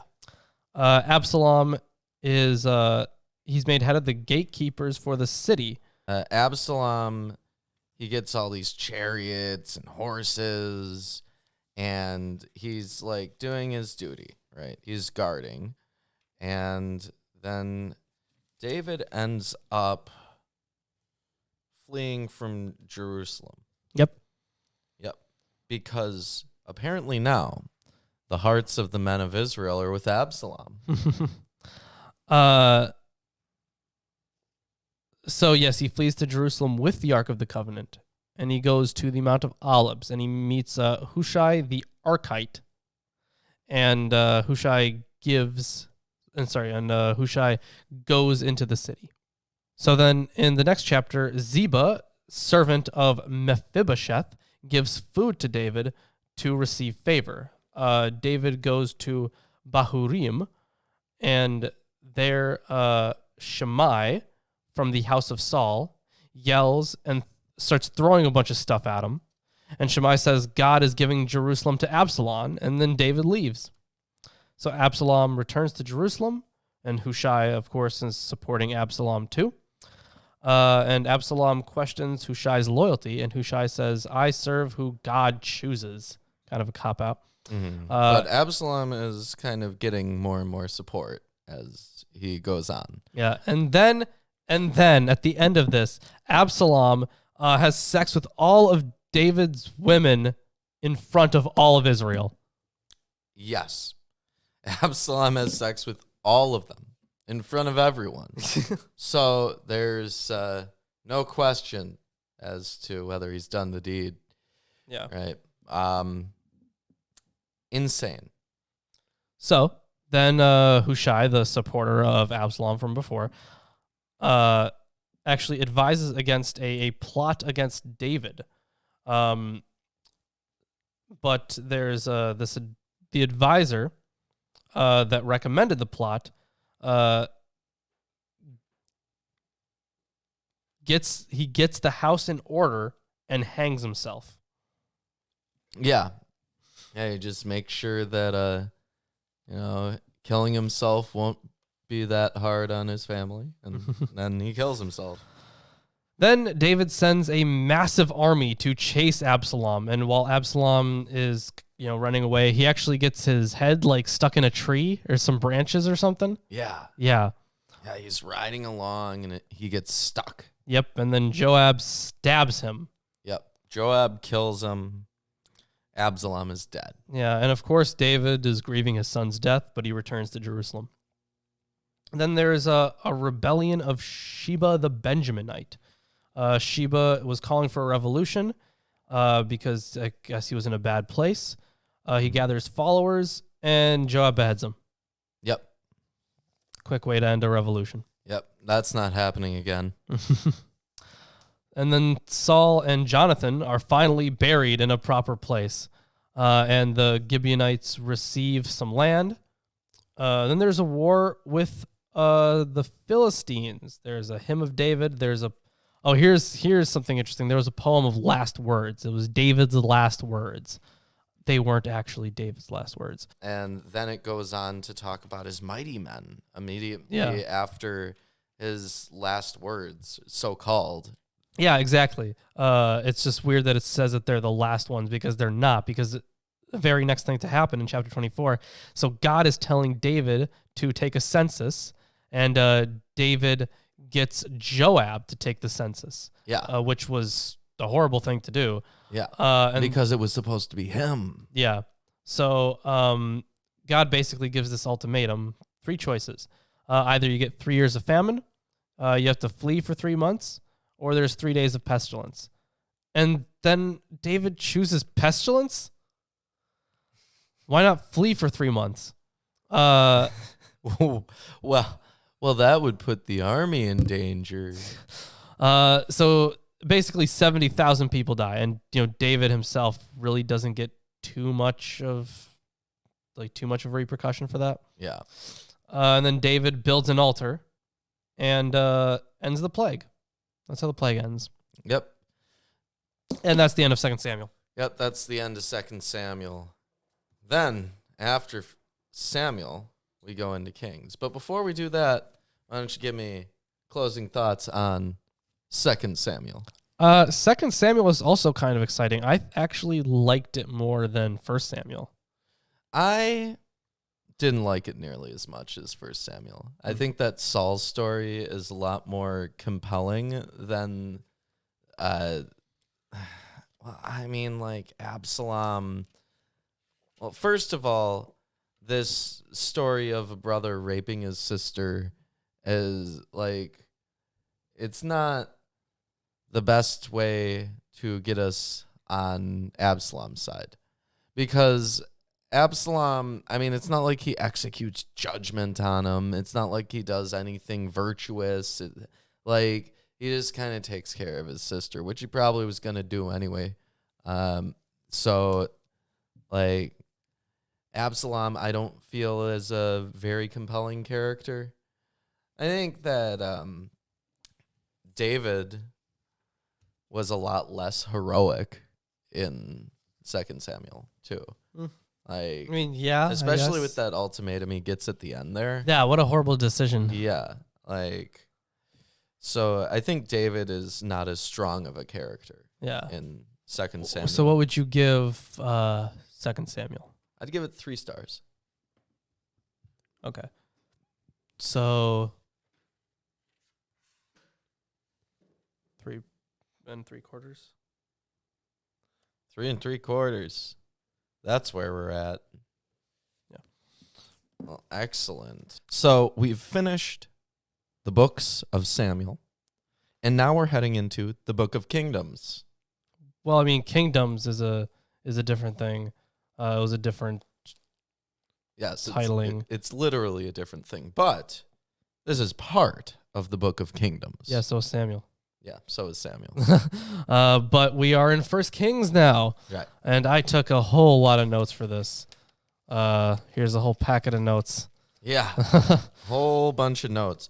Now, Kings here, none of it is as in-depth as the Saul story, I think. I don't think any of it is as in-depth as the Samuel story. I don't think any of it is as in-depth as the David story. I think that a lot of it is about... Some of it is, but we'll get into the very interesting things. I do have a good bit of notes on this. Well, let's hop into it then. So David is old. Yep. And he is given Abishag as a caretaker. But of course, no hanky-panky here. No. And then this new guy, Adoniah, is trying to become the king. So he gathers forces and his brothers to the stone of Zoheleth. The Stone of Zoheleth, yes. which is by Enrigel. So he's going there for an inauguration. And this is without Nathan the prophet. Yeah. So Nathan is complaining to Bathsheba about Adoniah. And he proclaims that Solomon must be king. And then David right away is just like, I declare Solomon king. And then some of Adoniah's allies actually help in his coronation, I guess. And that was actually including Zadok the priest. Of course, the Zadokite priesthood is something that pops up later. Yes. So Solomon's anointed. And Adoniah... From a horn of oil. Yes, amazing. And Adoniah is salty, and he grabs the horns of the altar, and he prays that Solomon won't kill him. And then Solomon says Adoniah will be okay as long as he doesn't cause any trouble for Solomon. Hey, it's a good deal. Sure.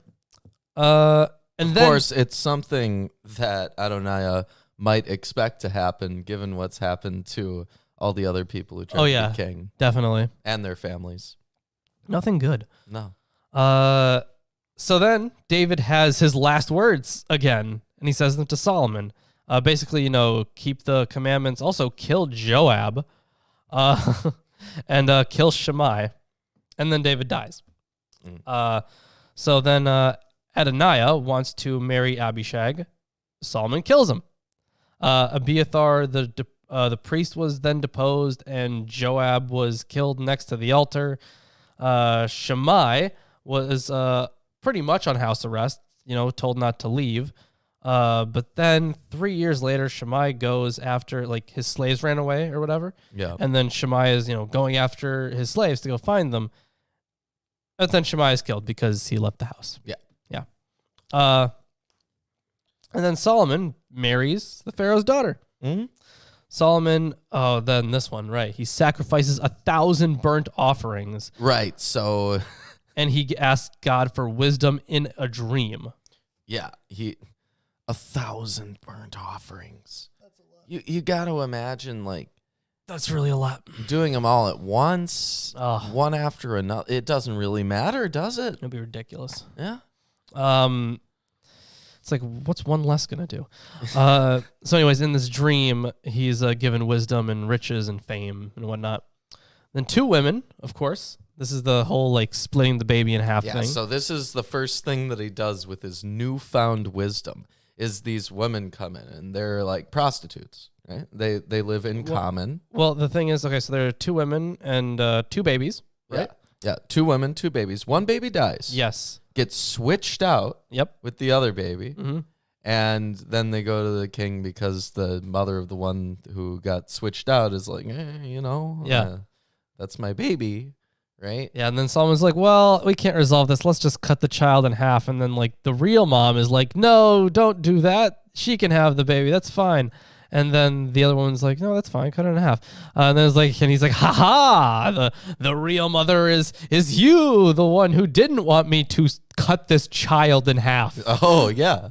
And then people, it literally, I mean, at least in the English translations, it says people were in awe. Yeah. They were in awe of his wisdom. In awe. I don't think that takes. You could have figured it out so many different ways. You didn't have to, like, threaten to cut a baby in half. Yeah. But he did. That's hilarious. And that's the first thing that he did with his wisdom. So then there's this, there's a list of high officials and governors, and of course, prosperity, and it basically describes the prosperity and wisdom of Solomon. Yep. With all his boards of cedar, Mm-hmm. Cedar being important. Very important. Think about the cedars of Lebanon. Yeah. And then in the next few chapters, up until chapter 8, basically they're doing preparations for building the temple because David couldn't build the temple. It had to be saved for his son, Solomon. Mm-hmm. And Solomon, I mean, he does a hell of a job. He does. He builds the temple filled with gold and stuff and a bunch of ornaments, and then he it would builds be a palace. Insulting to bring silver in there. Yeah. And then he builds a palace too. And then, of course, the ark is brought to the temple, and the temple is dedicated. Yes.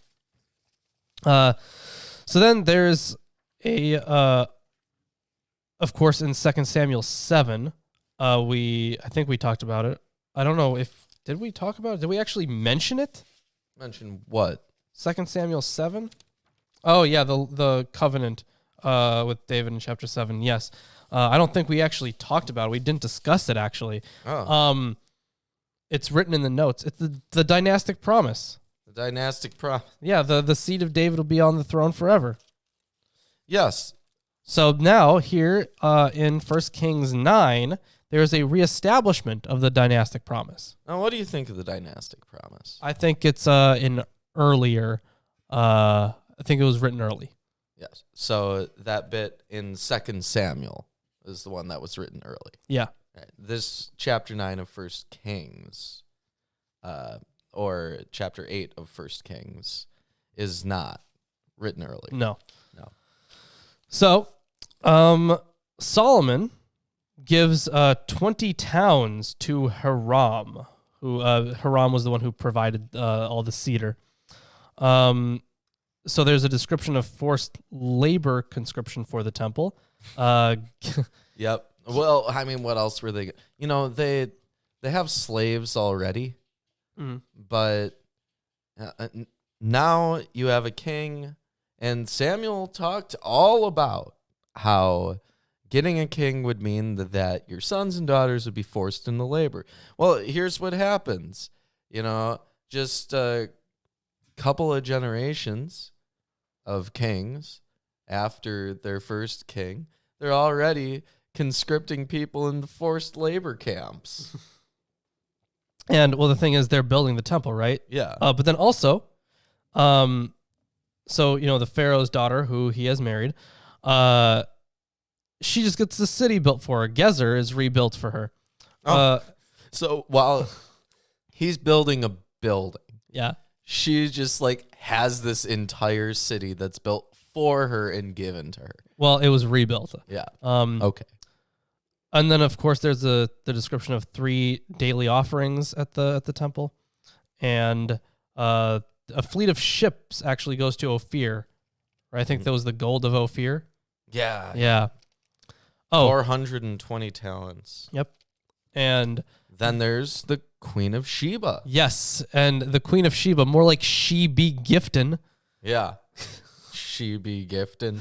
Really? Yeah, because she okay. brings a bunch of gifts. She be gifting. Yeah, she gives all this stuff to Solomon. Yes. Yeah. and she's like super impressed by his wisdom and his riches and whatnot. And after giving all these gifts to Solomon, Hiram's ships actually return from Ophir and bring sandalwood, apparently. Yeah. And then Solomon gives the Queen of Sheba some gifts back, and she leaves. And yeah, Solomon is basically described as having a lot of cool stuff and a cool throne. Yep. Yeah. But shortly after, he's described as having a lot of uncool women. Yeah. Yep. He So has Solomon all has these wives. 1,000 wives. 1,000 wives, and They lead him astray. they worship all these strange gods. Yeah, so there's, like, for example here, Ashtaroth, Molech. There was an altar that was built to Shamash and Molech. There's an altar, built altar for all wives to worship, and God's really mad about it. So there's this promise that God says that He would take away all but one tribe from Solomon's son. So He's not going to take away anything from Solomon himself, but he's going to take away from Solomon's son. Mm-hmm. So then Hadad, the Edomite, is raised to take vengeance on Israel. And also another guy, Rezon, son of Eliada, raised in Aram. So Jeroboam, son of one of Solomon's officials, was put in charge of two tribes, Manasseh and Ephraim. Ahiah, he was a prophet, tears his clothes into 12, and he gives Jeroboam 10 pieces. And then Solomon gets one, and Jeroboam will rule over Israel. So Solomon, he tries to kill Jeroboam, but instead Jeroboam flees to Shishak, the Egyptian pharaoh, for refuge, and Solomon dies.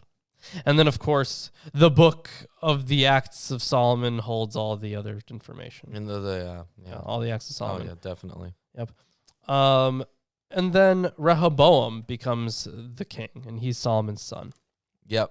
Rehoboam went to Shechem, for all Israel were to come to Shechem to make him king. So then people, they want some stuff, man. They're human beings. They're going to request stuff. So the people want less harsh punishments from Rehoboam. And Rehoboam instead chooses to be harsher. Yep. And the people are mad. And of course, the kingdom is split into Israel and Judah. Yep. It all falls apart. So now Rehoboam is preparing for war. And the prophet Shemaiah is like, no, what are you doing? No. But then on the other end of the spectrum is Jeroboam's golden calves. I'm not going to say too much in this video. You did make another video. I made a whole video called The Search for the Golden Calf.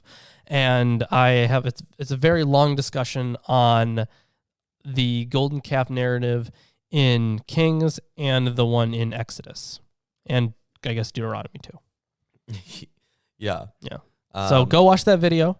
But they're here too, the golden calves. Yeah, so there are two golden calves. There's one at Bethel and one at Dan. And here are your gods. Yep, and it's almost the exact same thing that was said about the golden calf in Exodus.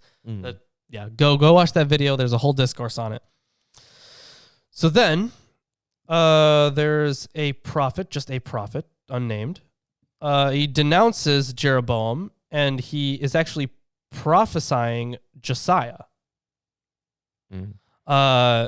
So Jeroboam tries to capture him, but his hand is paralyzed in the process, and the altar cracks. And the prophet is asked to restore Jeroboam's hand, and he does. And then the prophet... So this is really weird. So the prophet met an old prophet. It says old prophet in the translation I was using. But he was a fake prophet. He wasn't a real one. He was pretending to be a prophet. And he eats with them. And then the prophet is killed by a lion on his way back. And the old man, wants to be buried next to him. And that was that. I think it has... I don't know what the whole meaning of that story was. Probably something about hospitality and eating in the land of your enemies, some shit like that. Something like that. Yeah.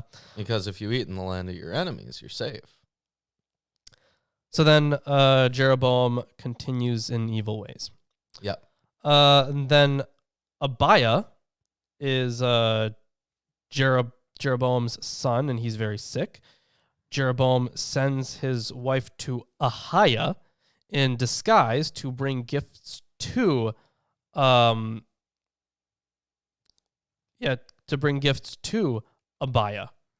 Right, and Ahiah has these messages to deliver. Yeah, so there's a prophecy against Jeroboam. The son will die, and this is because this is his wife that he's still talking to here. Yeah. So there's a prophecy against Jeroboam. The son will die, and the kingdom will be torn away. And then the child dies. And proper burial. And then it mentions, the book of the history of the kings of Judah and whatnot. Yeah. And then Jeroboam dies. And then Nadab is the new king of Israel. Yep. And so this prophecy has been fulfilled. Yep. He's dead. And then it says Rehoboam did what was evil in the sight. Because the thing is, we have to notice who is doing good and who is doing evil. Yeah. And it's usually the kings of Israel who are doing evil. Not always. Yeah. Sometimes the kings of Judah are doing evil. Well, they don't last, do they? Yeah. Anyways, then we get the description of Shishak's invasion. Now, this is a real thing that happened. It was probably to be identified with the pharaoh Shushank. So it was his invasion. That's a thing that did happen. And then another son, Abijam, reigns in Judah. Of course, after Rehoboam's death. Yes.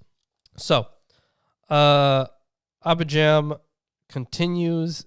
He continues in evil ways, and when he died, his son Asa reigned.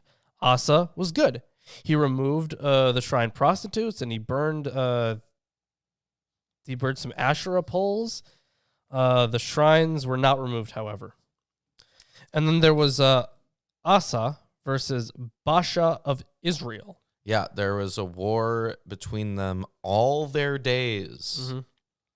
So Asa ends up making a treaty with Ben-Hadad of Aram, which is going to be interesting how, because Ben-Hadad just means son of Hadad. Mm-hmm. And Hadad was also a god in the region, so it could be a theophoric name.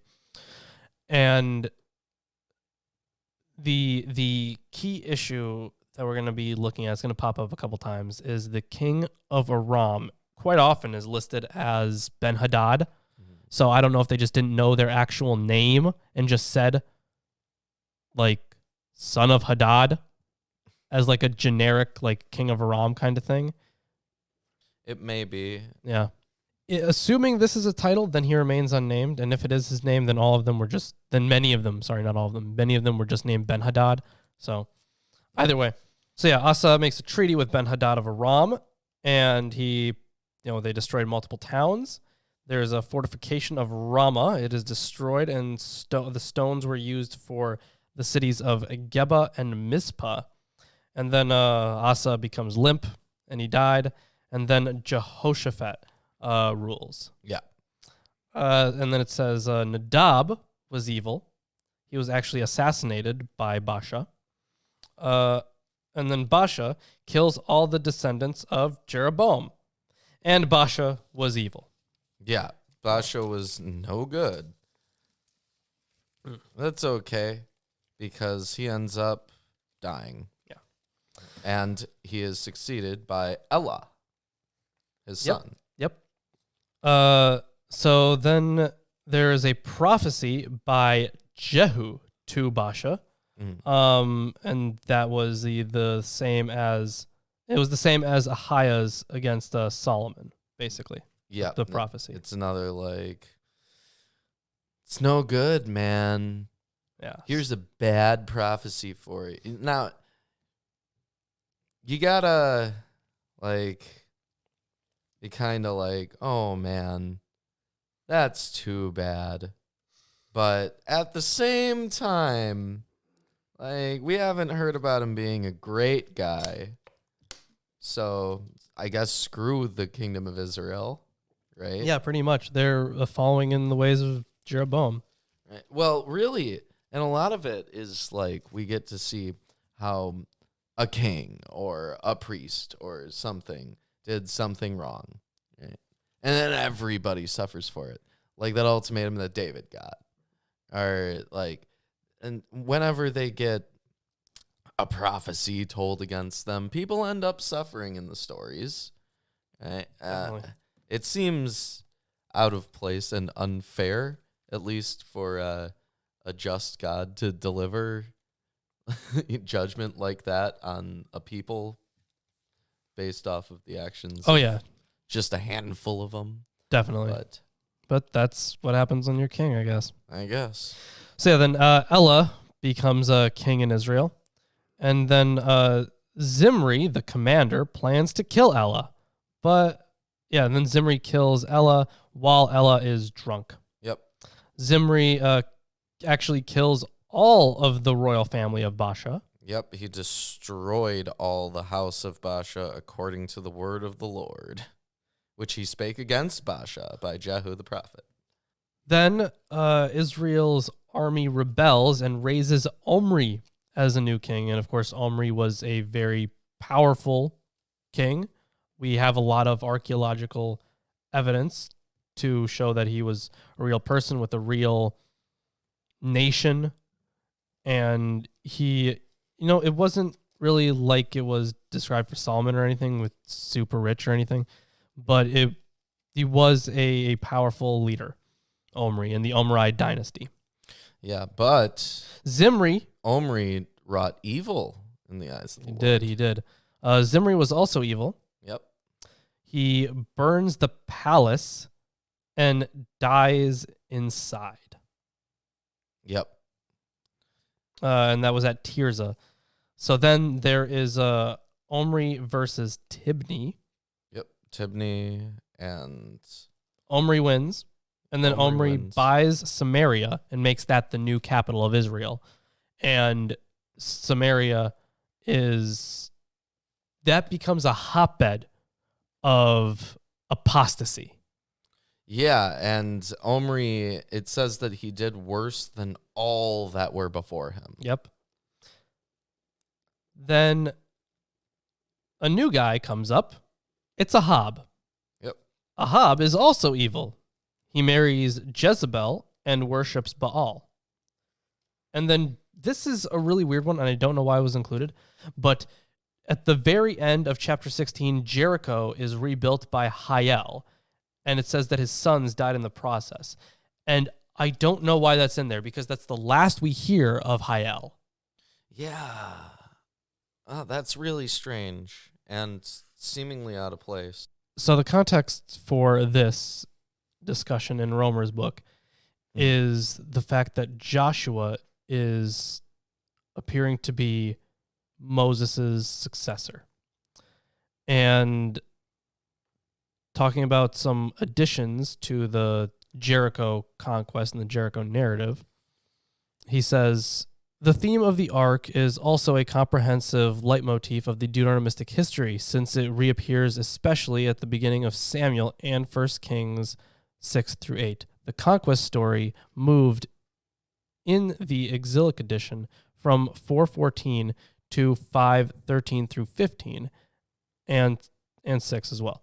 This story was opening the first edition of Joshua. This is back, according to Joshua stuff, but I need to tell you this for the context. The Deuteronomists added to the former Jericho account, especially verses 1, 6a, 7, 10, 12, 16, 17, 20a, 24a, and 26. These additions insist on the fact that it is not Israel's military power that leads to victory, but Yahweh's miraculous intervention through his presence in the ark. The new introduction in verse 1, stating that Joshua was totally shut up, establishes a link with the law about warfare in Deuteronomy 20:11. A town that opens its gates must not be destroyed, providing a new reason for the destruction of Jericho. The concluding remark in verse 26, where Joshua curses anyone who would rebuild Jericho, provides an editorial link to different periods. It is an application of Deuteronomy 13:17 and a preparation for 1 Kings 16:34, where the attempt to rebuild Jericho has a catastrophic outcome. So that was a later gloss. Yeah. I mean, we could have told you that. It was so out of place. Told you that. Yeah. So then, Elijah now is actually, good old prophet Elijah. You can see him right here in the background. Yep, he's flying around over there. Up there. We get some good details about Elijah. Elijah being one of the 2 people in the Bible to ascend rather than to die. We also, I think Elijah essentially gets into a dissing contest at one point. Well, it gets good. Yes, he does actually. I'm going to bring that up. Okay. I called it a prophet off. Yeah, a prophet off. All right. Well, let's get into the Elijah story. Elijah, also to this day, is very important to the Jewish theology because they believe that he is like a messenger of the end times. Prophet Elijah, Messiah. So Elijah is prophesying to Ahab a drought, and he lives with ravens that feed him for a little bit. God tells Elijah to go to Zarephath, where a widow will feed him. The widow is cooking a final meal for her and her son because they're running out of stuff. Yeah, they're running out of food, and he's like, well, here's this little miracle. Yeah, a little miracle that he gives them for more food. Yep. So Elijah promises pretty much bottomless containers of flour and oil, and they live together and eat. Yep. And then Elijah revives the widow's son. Yep. Which was a weird narrative to read. Yeah, he revives him. He stretches over him. Yeah. Multiple times. It is, and screams, "Oh my God." Yeah. It doesn't look good aesthetically. It's a very strange sounding circumstance, but the result is that this widow's son is alive now, yeah. Yep. So then the drought is ending soon. So Ahab sends Obadiah to find food for the livestock, not for the people, for the livestock. Mm-hmm. So Obadiah ends up seeing Elijah, and Elijah actually tells Obadiah to go get Ahab, because Ahab had actually been looking for Elijah this whole time. And in this entire thing, there are so many polemics against Jezebel. Mm-hmm. They're just intermittently throughout. It's like, why do you need that many? It's not even about Jezebel. No, it isn't. But there are a lot of polemics against her here. Yeah, they name drop her a few times. Yep. So then there's this contest at Mount Carmel, this is where you have Yahweh versus Baal. Yeah. This is as close to God on God action as you're going to get on the Bible. Yeah. So there are 450 prophets of Baal and 400 prophets of Asherah who show up. And basically it's who can set this cow on fire first. Yeah. Yahweh wins, and the prophets of Baal are killed. Yeah. And it's only against Baal, not Asherah. Even though the prophets of Asherah show up. Yeah, which is really strange because we've had polemics against Asherah before in the Bible numerous times. But also, I mean, he doesn't just win. He wins. He embarrasses them. He does. He goes out of his way to demonstrate how ineffectual their rights are. And how their God has no power whatsoever. It is a pretty funny bit, but... And then, in the end, Elijah summons some rain, and they all go to Jezebel.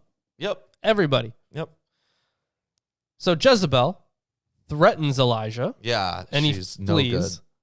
Yeah, she's not very happy. No. So he flees. And he ends up being fed by an angel as he slept. Mm-hmm. And he actually goes to Sinai for 40 days and 40 nights.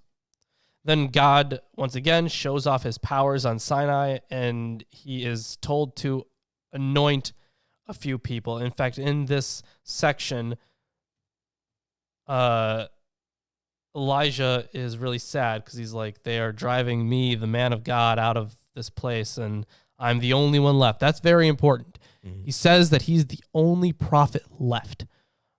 And then God is saying, hey, anoint these following people. Yeah. Hazael to Aram, Jehu for Israel, and then Elisha. Yes, Elisha. To be your successor. Yep. Who is basically Elijah. Yeah, pretty much. So Elisha is working in the fields, and he gets called to help with this. And then at the end, he slaughters some oxen and fed some people. Mm. So then, Ben-Hadad, he actually requests silver, gold, wives, and children from Ahab. And Ahab is just like, yeah, okay. Oh, yeah, of course. Why wouldn't I give you silver, gold, wives, and children? Yeah. So Ben-Hadad requests later after this, quote, everything valuable from the palace, from palaces and homes. But apparently, Ahab finds that unreasonable. So then a battle at Samaria begins. And then here's something that I found very interesting. So I noted this. It says a certain prophet, quote unquote, told Ahab to attack first to prove that Yahweh was the stronger one. Even though we were just told that Elijah was the only prophet. Well, the only prophet of Yahweh, right? Because there are prophets of Baal and Ashtaroth. But this is specifically to prove that Yahweh is the best. So it had to be a prophet of Yahweh. And it wouldn't have been Elijah. It wouldn't have been. And it wouldn't have been Elisha. Right. It wouldn't have been anyone who was present. Exactly. So, consequently, they totally forgot. Yeah, and it was said twice in the last chapter. Yeah. So either way you look at it, whether the bit in the last chapter is a later addition or whether this is a later addition, them being so close together, somebody screwed up. Yeah, definitely. So we have this mystery prophet. Yes. So Ahab ends up winning, and the Arameans flee, and accordingly, the next attack will come in spring. So Ben-Hadad attacks again because he thought they would win in the plains because beforehand they fought in the hills. Yeah. So Ahab wins again, and there's a new treaty, and Ben-Hadad is set free. Now, this is the one that we were talking about before the show. There's a mysterious group of prophets, and one of them tricked Ahab into... He basically tricked Ahab into dying instead of a fake person and his family. Yeah. The false prophets of Ahab. Well, the thing is, these are apparently real prophets. Apparently. Because, so, it's a really weird story. So there is this prophet. He asks some dude to punch him, pretty much. And the guy's like, no, I'm not going to punch you. And then he's like, well, you're not listening to God. You're going to die. A lion's going to kill you. And then the dude walks away and a lion kills him. So he goes to another guy and says, hey, hit me, or he actually doesn't even say or else. He just says, hit me. And the other guy's like, yeah, okay, I'll hit you. So he hits this new guy, he gets hit by this new guy. And then this prophet is injured. So he puts a bandage around his eye to disguise himself from Ahab. And he sees Ahab going down a road. And he says, hey, I am this warrior. I was in the military, I guess, and I was assigned to guard a prisoner, but the prisoner has run away from me. because I was like over here doing something. And Ahab is like, that sucks. You're lost, man. And then the prophet takes off the bandage and he's like, aha, you're going to die. Yeah, basically. Now, I think the point of that narrative was to establish that he should not have let Ben-Hadad go because God wants Ben-Hadad captured. Right. Otherwise, you're going to have continual problems with Ben-Hadad. Yeah, pretty much. But what a weird way to say that. Yeah. Then we have the story of Naboth's vineyard. So Naboth owns this vineyard in Jezreel next to Ahab's palace in Samaria. Ahab wanted to buy it, but the guy said no. Actually, God said no. Mm-hmm. So Ahab is really sad about this. Actually, no, hold on. I was wrong. So Ahab wanted to buy this vineyard, but the guy said no. Ahab is really sad about this, so he refuses to eat. And Jezebel's like, hey, what are you doing? You're a king. You shouldn't be crying about this and not eating. So, yeah, she's scolding Ahab for being so emotional, and she forges letters in Ahab's name to kill Naboth. And she sends these letters. Him stoned. Yes, so she sends these letters to a whole bunch of people, and they take Naboth out and stone him. Ahab then goes to claim the vineyard, and Elijah was sent to prophesy against Ahab for basically being an asshole. Yeah. Because he just killed a guy and took his land. And then Elijah proclaims that he will destroy Ahab's line, his lineage. Which is a big threat. That is a big threat. And is also something that kings should be looking out for because it's happened before. Mm-hmm. And it's going to happen multiple times. Yeah. So, anyways, there's also a prophecy against Jezebel. Dogs will eat her body in Jezreel, and every one of Ahab's family will be eaten by dogs. Yes. Which is especially bad because in the Middle East at that time, dogs were seen as like disgusting, vile creatures. That, and if you don't have a proper burial, that's like a shame. You should be ashamed. Right. Either way, Ahab is really remorseful. So he humbles himself, and the destruction prophecy will apply to Ahab's sons and not Ahab. Because God is like, okay, I forgive you, but your sons are going to die. Right, which is not moral.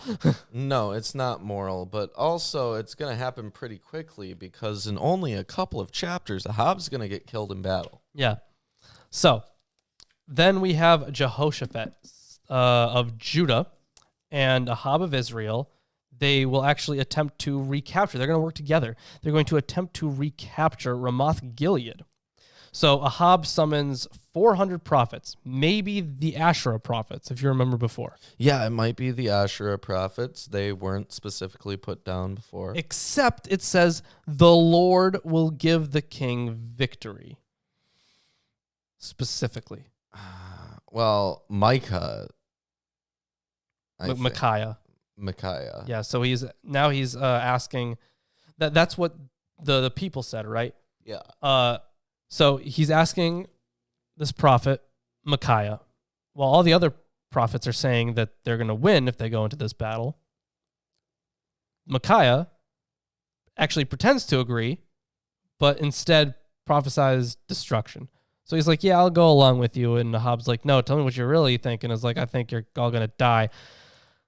So Yahweh, in a vision, sends a spirit to feed lies to Ahab's prophets and get him killed, or to get him killed. He wants Ahab to die, so he is sending these false prophecies to these prophets, and they're responding to them.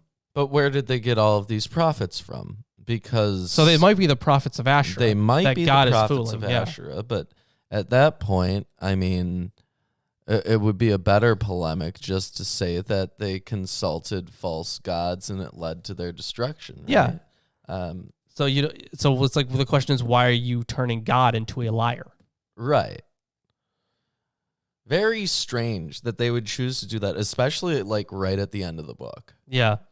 So Zedekiah, who was one of the prophets, he slaps Micaiah, and they have a profit off, basically. Mm-hmm. They have a profit off.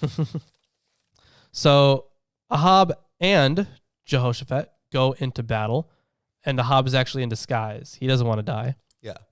So the king of Aram only wants the king of Israel dead. He only wants Ahab dead. And initially, they actually mistake Jehoshaphat of Judah for the king of Israel. And then once they realize that they have the wrong person, a random arrow hits Ahab. Yep, it's completely random, and he's dead. Yep, he dies, and then Ahaziah is the new king. Oh, and of course, the dogs lick his blood, Ahab's blood. Ah, yeah. And Ahaziah also does evil in the sight of the Lord. Yep. Walks in the ways of his father. And Jehoshaphat was good, but did not remove the shrines, and he died as well. Yes. And Ahaziah also served Baal and worshipped him. Yep. So, nice and evil. Yep. Nice and evil. And that's the end of First Kings. That is the end of First Kings. Any collective thoughts on First Kings? You know, generally, I enjoy First Kings. Yeah. I'm going to give it a 4.5, honestly. I don't enjoy it as much. I'm going to give it a 4. Okay. But, I mean, really, I like the Ahab story. It's just that there's a lot of it. I mean, I like the Ahab story. I like the Elijah story. The stuff before that, I feel, is not that strong. I mean, besides just a couple of bits with Solomon here and there, and even the Solomon bits are pretty ridiculous. Like, Yeah. People make a big deal about Solomon, and I get it. He's a big character in the Bible, but his wisdom is not lacking. It's lacking. And also, like, the way that other characters like make a big deal out of how wise he is, it just seems comical. Yeah, it really is. I mean, you can say he's a smart guy, but you don't have to play it up that much. Yeah. Anyways, so now the last book of the Deuteronomistic History, because we're not covering Chronicles. We're not. For those of you who are watching this and who've watched this far, first of all, thanks. But why are you doing this? Why are you doing this? But second of all, Chronicles is just worse First and Second Kings. It really is. And there are quite a few contradictions between them too. So they probably used other sources as well. Yeah. And I mean, this video would be ridiculous if we covered Chronicles. We're not going to. And I'm never reading those first bunch of chapters out of Chronicles ever again. Never happening. Never going to happen. Yeah. Ugh. Well, anyways, Second Kings. Kings. Yes. Now, Ahab is dead. And do we start off here? We start off with Ahaziah, right where we left off. Yeah, so it's almost as if there was no reason to split it into first and second. I have no idea why. But Moab is now rebelling against Israel. Ahaziah falls. He actually falls through the lattice work in his home, and he is injured, and he sends people to the temple of Baal-zebub. So he's going to... or he sends people to the temple, but Elijah is having this prophecy from God that Ahaziah will never stand, he will never stand again, and he's going to die. Yeah. Ahaziah sends people to arrest Elijah, and Elijah kills them all with heavenly fire. Yep, heavenly fire. And then, once again, Ahaziah sends more people, and it happens again. Yep. More heavenly fire kills these people. Yep. They don't even stand a chance. And then a third one is sent. But one of the guys is like pleading with Elijah not to kill him. So Elijah prophesies to this guy, to Ahaziah. Yeah, Elijah prophesies to Ahaziah again. Ahaziah dies. And his brother Jehoram, or also Joram, rules. Yeah. So Then Elijah is about to ascend. Yep, he's about to ascend. It came to pass when the Lord would take up Elijah into heaven by a whirlwind, right? So Elijah, he goes out with Elisha, and he essentially imbues him with his own power. He pretty much does. And the thing is, there's a group of prophets watching from kind of far that kind of see what's happening. And so, yeah, Elijah ascends in a chariot of fire, and Elisha receives his spirit. Yep, receives his spirit. Yes, then Elisha strikes the Jordan River, and it is divided because, like, on the way over, they kind of did a similar thing, but with the cloak. He used his cloak to cross the Jordan. Yeah. So the prophets are now searching for Elijah, but he can't be found, basically, because they just wanted to check if he was, like, dead or where he went or what happened to him, because they didn't see the ascension. Right. They saw them crossing the Jordan. And they were very confused, so they checked up on that, and, yeah, can't be found because he ascended. Yep. So, then we get into Jehoram. Well, before that, Elisha actually purifies some water in Jericho, and then some kids make fun of him. Ooh.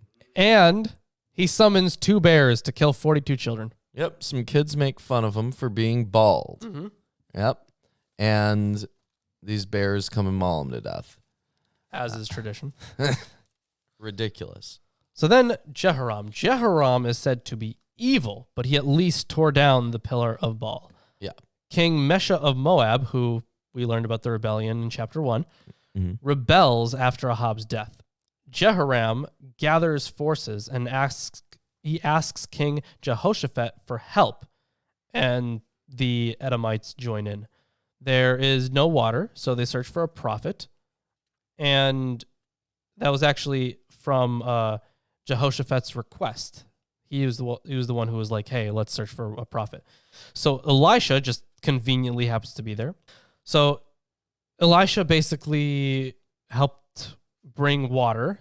The valley fills up with water, and the sun actually shined on it, and the Moabites thought it was blood. They thought that the other 3 armies had killed each other, so they went to go plunder the bodies, but there were no bodies, because when the Moabite king saw that he was losing, he sacrificed his son, and the Israelites withdrew. Of course, the armies were still alive, but the Moabites made a grave mistake. Mm-hmm. Yeah. So then there's a widow of a prophet. There's a widow of a prophet. She fears her sons will be taken as slaves. So he basically tells her to sell olive oil to pay her debts, and he performs a small miracle. Similar to Elijah's miracle with the bread. Yes. And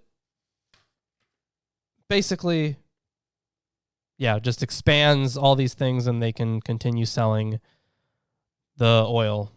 But it all goes wrong when a kid dies. Because it's some creditors. It's some creditors who are she's worried about taking their kids, basically.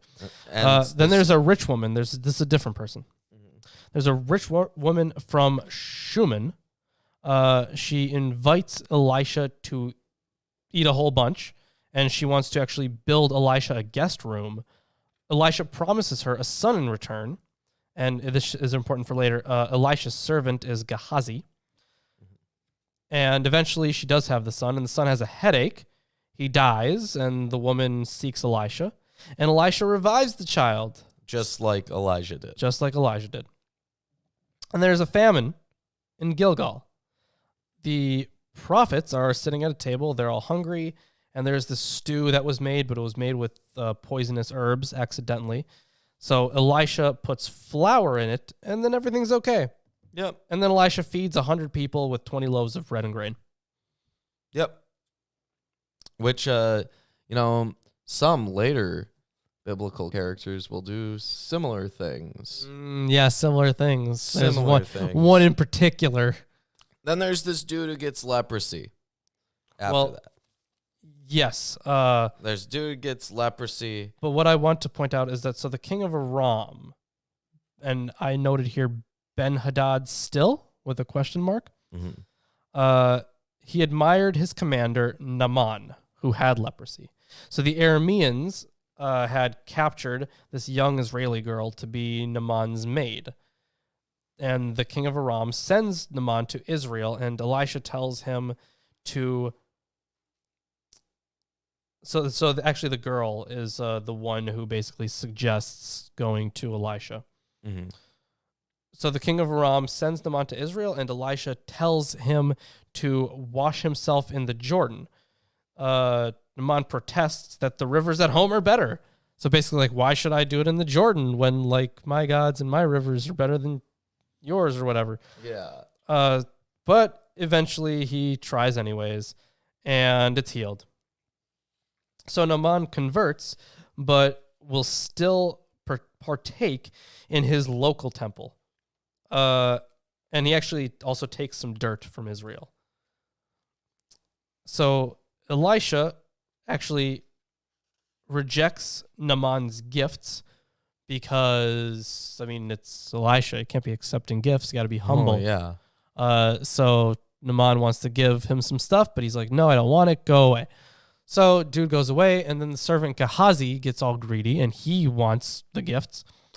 But then Elisha is angry, and he turns Gehazi and his entire family into lepers, or otherwise skin white as snow. Skin white as snow. And, you know, there is a cure for leprosy that's detailed in the Torah. There is. Maybe he should have read that. Maybe he should have. So there's a prophet. He drops an axe head into the Jordan. They're building something. And Elisha makes it float up. So it's like floating up in the air. Mm. And the king of Aram is pretty upset because Elisha was always spoiling his plans, his strategies. He's like, they got this prophet who keeps telling people how I'm going to kill them all. Ooh. Go get them. Yep. So the king of Aram sends troops to Dothan after Elisha. Elisha shows one of his servants the invisible realm of chariots. So he, has his eyes closed, and he opens his eyes and he sees all these magical chariots, like all the people that are, or all the entities that are on his side. Yeah, which obviously he has the ability to make people see magical chariots. That's something that Elijah did, right? Kind of, yeah, because he saw the chariots. Yeah. And then Elisha blinds the Arameans and takes them to Samaria. But they set up a feast there, and they eat together. Huh. So Ben-Hadad then attacks Samaria and causes a famine. 2 women eat one of their sons, and this is like a complaint to the king of Israel. Probably Jehoram. Mm-hmm. So, 2 women eat one of their sons, and the king of Israel is actually getting mad at Elisha because these women complain to the king of Israel, and the king of Israel is all like, this is all Elisha's fault for spoiling his plans of killing us all. And so then the king of Israel, it always says king of Israel in there, but I'm just guessing it's Jehoram. I could be wrong. I could easily be wrong. Well, it didn't say specifically it was someone else. So. Exactly. I'm just kind of going along with the times. So the king of Israel sends someone to kill Elisha, and Elisha obviously knows this, and the king ends up blaming God for his misery. Very Job-like stuff. Mm-hmm. So then Elisha prophesies that priests will go down, but, quote, you won't be able to... Sorry, that's... Okay. So everything in Israel is really expensive now. Yes. And Elisha prophesies that prices will go down, but you, and he's speaking to an officer, he says, but you won't be able to eat any of it. So then there's the story about 4 lepers who are seeking refuge with the Arameans, but the camp was actually abandoned because God had scared them away. Yeah. And they ate a whole bunch of their food, and they went back to Israel and told all the people about this camp. And the king thought it was a trick, but the people of Samaria raided the camp anyway. So they started rushing out, right? And in this frenzy, this officer is actually killed. So that officer that he said, because of that influx of stuff, prices went down. So because of that, when Elisha said, "You won't be able to eat any of it," that officer did not eat any of it. No, he didn't, because he was killed. So do you remember the woman from Shunem? The one, where he revived her kid? Yeah, he revived her kid, and kid was fine. Yeah. So she comes back. She returns from the land of the Philistines. She's actually staying there for the famine. Gehazi conveniently talking to the king about the time Elisha raised her son when she was coming to see if she could get her home back. And then she confirms the story and she gets her stuff back. Yep. It doesn't take much. Yeah. Then Ben-Hadad is sick in Damascus, the capital of Aram. Ben-Hadad sends Hazael to Elisha, and Elisha tells him he will be the next king. So Hazael is now learning he will be the next king. But he also suggests that Hazael tell Ben-Hadad that he's going to be okay, because Ben-Hadad wanted to see if he would be all right, so he sends Hazael to go ask Elisha for him. Yeah, which is kind of strange, but it is. Okay. So Hazael kills Ben-Hadad and becomes the new king. And, I know it's not waterboarding that he does, but it sounds a lot like waterboarding. Mm. And it came to pass on the morrow that he took a thick cloth and dipped it in water and spread it on his face so that he died. And Hazael reigned in his stead. And it does sound like waterboarding. It does sound like waterboarding, yeah. But he suffocated him, at least. He did, yeah. So then Jehoram is reigning in Judah. And it's actually a different one than the other one. The other one is also called Joram. This is a new one. Yes. Yes, this is Jehoram, son of Jehoshaphat. This guy is evil. So the Edomites rebel, and they end up being liberated. Jehoram dies, and Ahaziah is the new king. And a woman named Athaliah was his mother. She'll pop up later. And Ahaziah was evil. And then Jehoram, son of Ahab, gets injured in battle. So different Jehoram. Yes. And throughout all of this, we've been getting continuous references to the books of the kings of Judah and the book of the kings of Israel, and so on and so on. Yep. So then Elisha tells one of his prophets, he's got like a group of them, to secretly anoint Jehu, king of Israel, who was a son of Jehoshaphat. And it was actually a different Jehoshaphat, by the way. Basically, the entire family of Ahab must die. The dogs will eat Jezebel and Jezreel.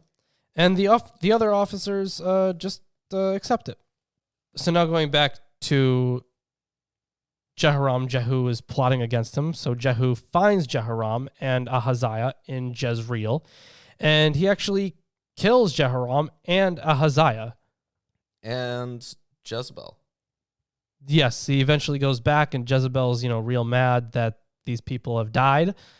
Jehu shoots Ahaziah through the heart with an arrow. Yes, and then Jehu finds Jezebel in the city and actually tells some eunuchs to go throw her out of the window. Yeah. Yep, so she's thrown out of the window, her corpse is mangled, and the dogs ate the body parts probably. Yep. So then it says, the corpse of Jezebel shall be as refuse on the surface of the field in the plot at Jezreel, so that they shall not say, here lies Jezebel. Harsh words. Harsh words. So then Ahab. Yes, Ahab has 70 sons. So Ahab's 70 sons succumb to the threats of war by Jehu. And then the masters of the 70 sons, I guess they're guardians, kill the sons to follow Jehu. Jehu actually sends them all letters to say, hey, kill the kids. Yeah. So then there's a public presentation of the heads and slaughter of all of Ahab's relatives. So Jehu is on the way to Samaria, and he actually kills all the relatives of Ahaziah on the way. And he picks up a new friend, Jehonadab. Again, he kills all of Ahab's family in Samaria now. He killed them somewhere else before, in Jezreel, but now he's killing the ones in Samaria. Yeah. So Jehu fools the priests of Baal into an assembly where he would kill them. So basically, he says, let's have the sacrifice to Baal. Let's all go to the temple. And they're like, yes, let's do that. So they're all in the temple, and then while they're all there, he kills them all. But the weird thing is he kills them after the actual sacrifice. Mm-hmm. So yeah, they complete the sacrifice and kill the priests, and they destroy the sacred pole, but they did not destroy the golden calves. So Jehu was good, but he didn't destroy the golden calves. And Hazael, it says at the end there, Hazael conquered some areas. Jehu died, and son of Jehoahaz is the new king of Israel. And Joash is going to be crowned the king of Judah as well. Yes, that is coming up. So then Athaliah, the mother of Ahaziah, she's, angry. Yeah. So she destroys the royal family. So Ahaziah's sister, Jehosheba, hides Ahaziah's son Joash in the temple for 6 years. Yeah, he's like a little kid. Yep. And he gets hidden away. He lives there, and he escapes being killed. Yes, so basically there's this plot to sneak him out, and they basically really secretly anoint him, and then Athaliah is really fucking mad, so she's killed outside the temple. And Jehoiada, who is the priest who is setting all this up, he tears the temple of Baal down. And Joash was 7 years old. Yeah, 7 years old. 6 of those years he had been in the temple. He was only 1 year old when all the rest of his family was killed. Yeah. So Joash was good, but he didn't destroy the pagan shrines. No. Joash then, he actually started taxing the sacred offerings for the temple. To rebuild the temple, you need to have money. So you tax the offerings. Yes. But the priests were skimming, and Joash was really mad about that. So he had this communal collection plate that was basically made to pay all the workers and for the temple repairs. But sin and guilt offerings were actually directly given to priests. So other offerings were given for the payment for construction workers. Hazael was given literally all the stuff not to attack. He was given so much not to attack them. Yeah. Oh, right. And then I wrote this down. Good boy. King of Syria, by the way. Yeah. Well, Hazael was the guy that we talked about before. Right. So good boy Joash killed by Jehozabad and Jozabad. So the bad guys killed the good guy. Jozabad. Yeah. And then Amaziah is the next guy. So then Jehoahaz. So Jehoahaz is evil, apparently. Hazael and the son of Ben-Hadad defeated Israel repeatedly. Jehoahaz prayed for help, and God sends someone to come and rescue the Israelites. We're going to get to who that was before. So someone is coming to rescue the Israelites, and the Israelites, they were saved. But Israel continued to sin, and the army was depleted. Jehoahaz died, and Jehoash becomes king. Jehoash was evil. He died. And then Jeroboam the second is the new guy, which is really weird because Jeroboam the second was apparently the savior here. We actually learn in Second Kings 14, that he was the one being referred to in 13:5. So, Jehoash goes to Elisha, and Elisha makes him shoot an arrow. And this is more like, one of those divination kind of things. Yeah, he makes him shoot an arrow, and then he gets mad because he didn't shoot enough. He wasn't He was striking the ground, and he only did it 3 times. Yes, which means he would only win 3 battles. And then Elisha dies. Elisha dies. His grave is about to get robbed. And, they're burying the man, and then they spied a band of raiders. Mm-hmm. They put the man in the tomb of Elisha. Mm-hmm. And then he touched the bones of Elisha and revived and stood on his feet. Yep. So you touch the body of a dead prophet, you're back to life. Yeah, of course. That's how it works. And then Hazael died. And then this is why I said Ben-Hadad was more like just a generic kind of title. Because Hazael dies, and then Ben-Hadad is the new king of Aram. But Ben-Hadad was the guy before. Yeah, Ben-Hadad was the guy before. Yeah, so I'm guessing this is just someone that they don't remember the name of. Or it's like a family name. Yeah. So then, Jehoash recovers some towns. He recovers 3 towns because he won 3 battles. Mm-hmm. Amaziah was good, but did not destroy pagan shrines. Yep. Amaziah executes his father's assassins and kills some Edomites and turns Selah into Joktheel. So he changes the name. Yes. Amaziah challenges Jehoash and loses. The temple in Jerusalem is raided. Amaziah is assassinated, and Uzziah is the new king of Judah. So then Jeroboam II wins back some territories, just as Jonah, son of Amittai, said. We have nothing. That's probably a prophet. We don't know who that is. Yeah, we don't have any information on that at all. Yeah. So here's a note from Alter. Jonah, son of Amittai. The name of this prophet, about whom nothing is known beyond the mention of his prophecy here, is then picked up by a writer of the Second Commonwealth period for the central figure of the narrative book of Jonah. Oh, I forgot about that. Yeah. We'll get to that. We'll get to it.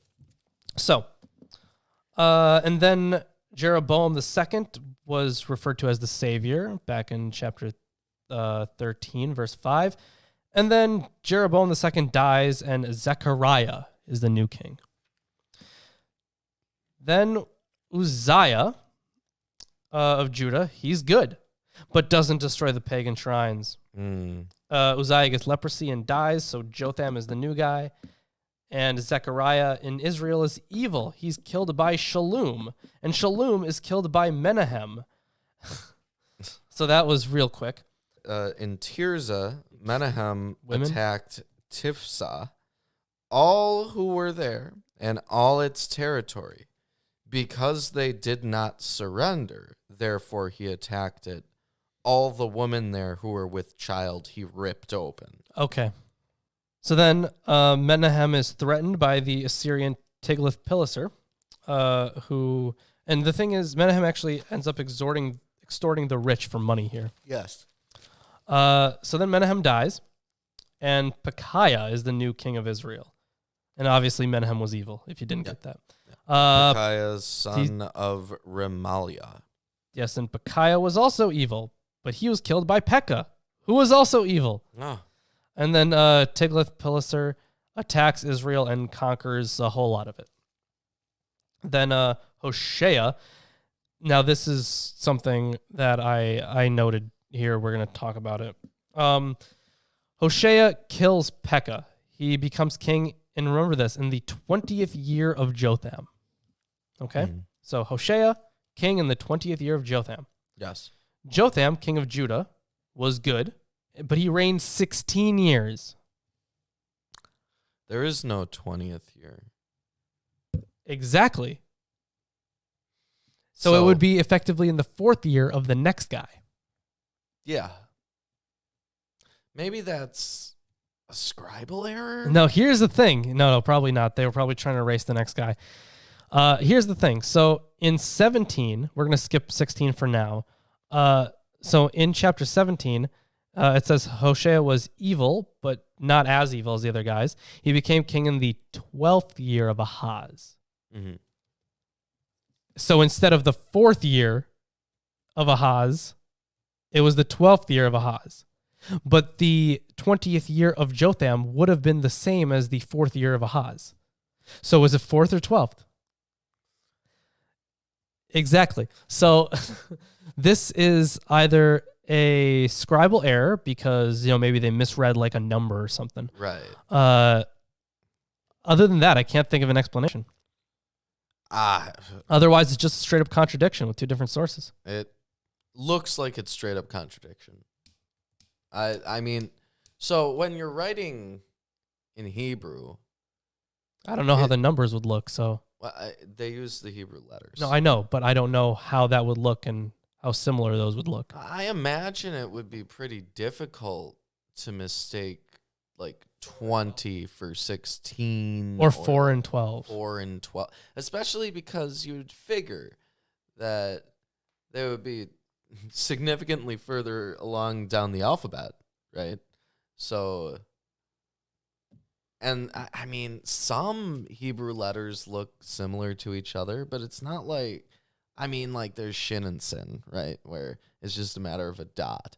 But that isn't the case here because they're way at the end of the alphabet and they are used for higher numbers than this.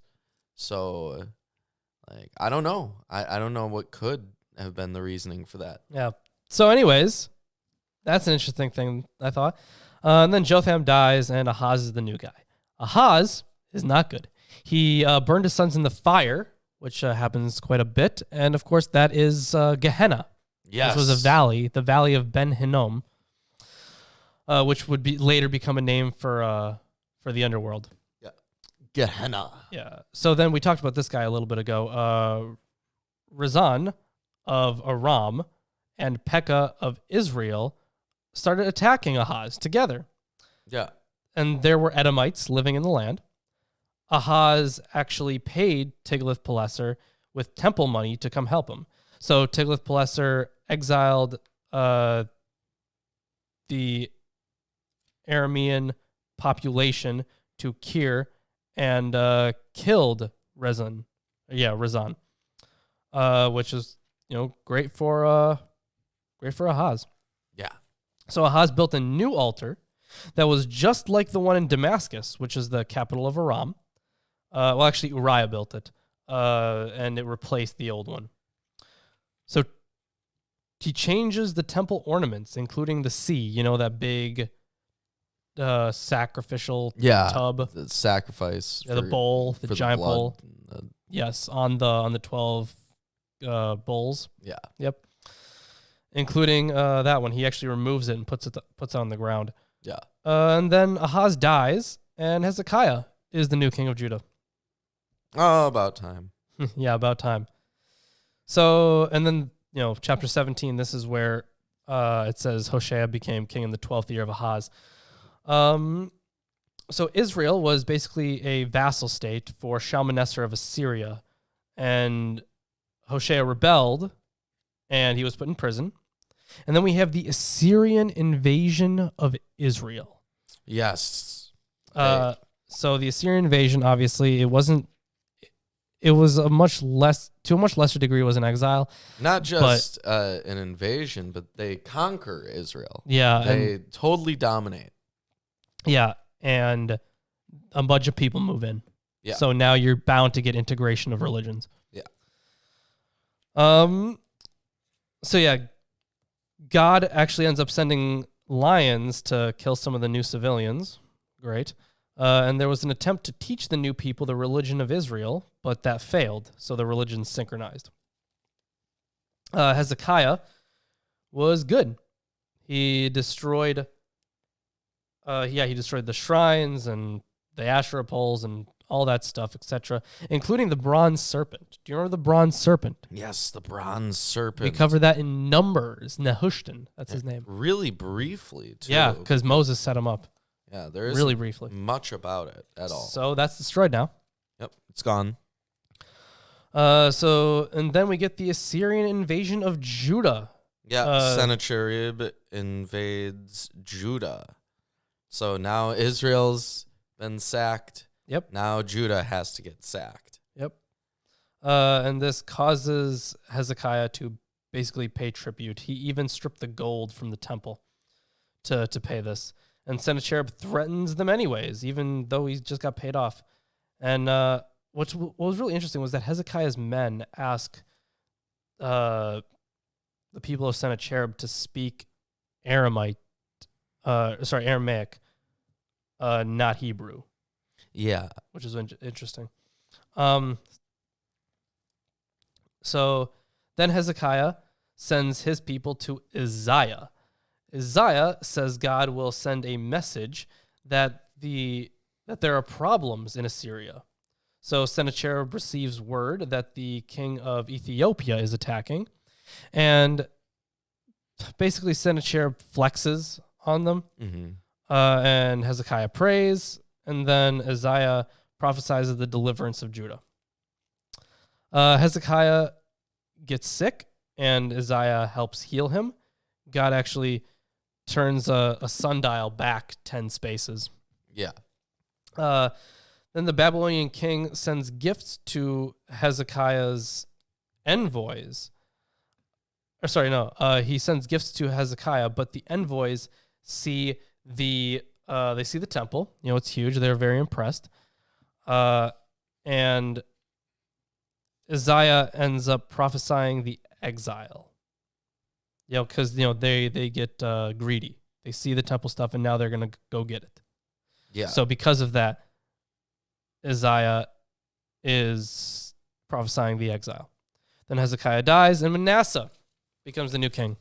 Now Manasseh, bad guy, bad dude, Manasseh. So Manasseh in Judah, he was evil. He rebuilt the altars and the Asherahs.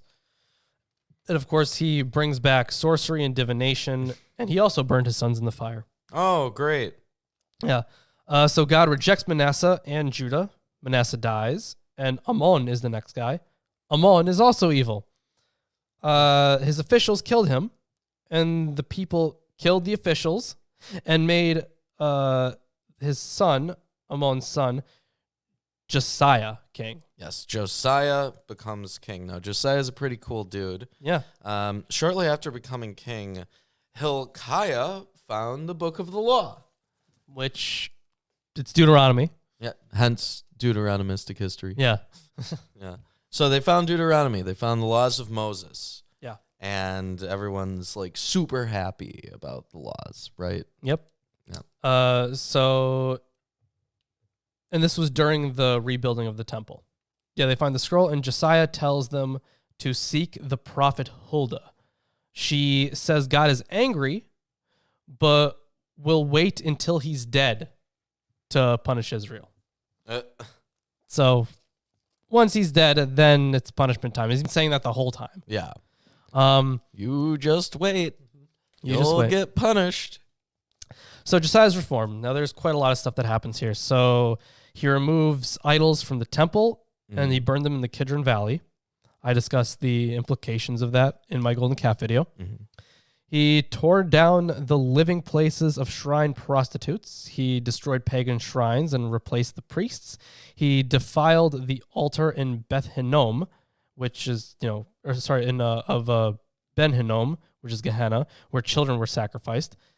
He burns the bones of the people who were entombed in the hillside. He destroyed Jeroboam's calves in the altars, and he kills pagan priests on their altars. Yeah. A lot of stuff. But does he destroy the high places? Yeah. Oh. Good.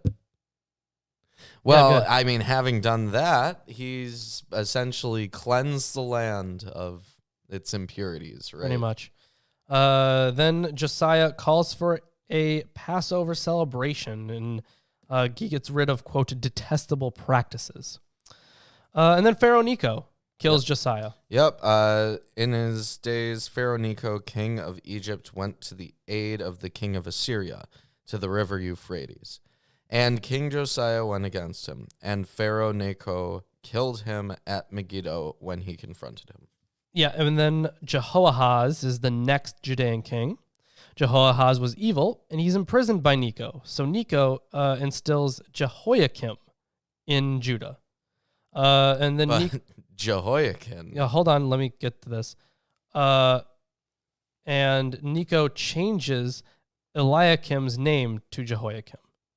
So it was Eliakim, and then he changed it to Jehoiakim. Yes. So Jehoahaz was killed in prison, and Jehoiakim was evil. Yep. Then Nebuchadnezzar And king of Babylon. Babylonian exile time. Yep. Jehoiakim became Nebuchadnezzar's What I would argue vassal. is the most important event in Jewish history.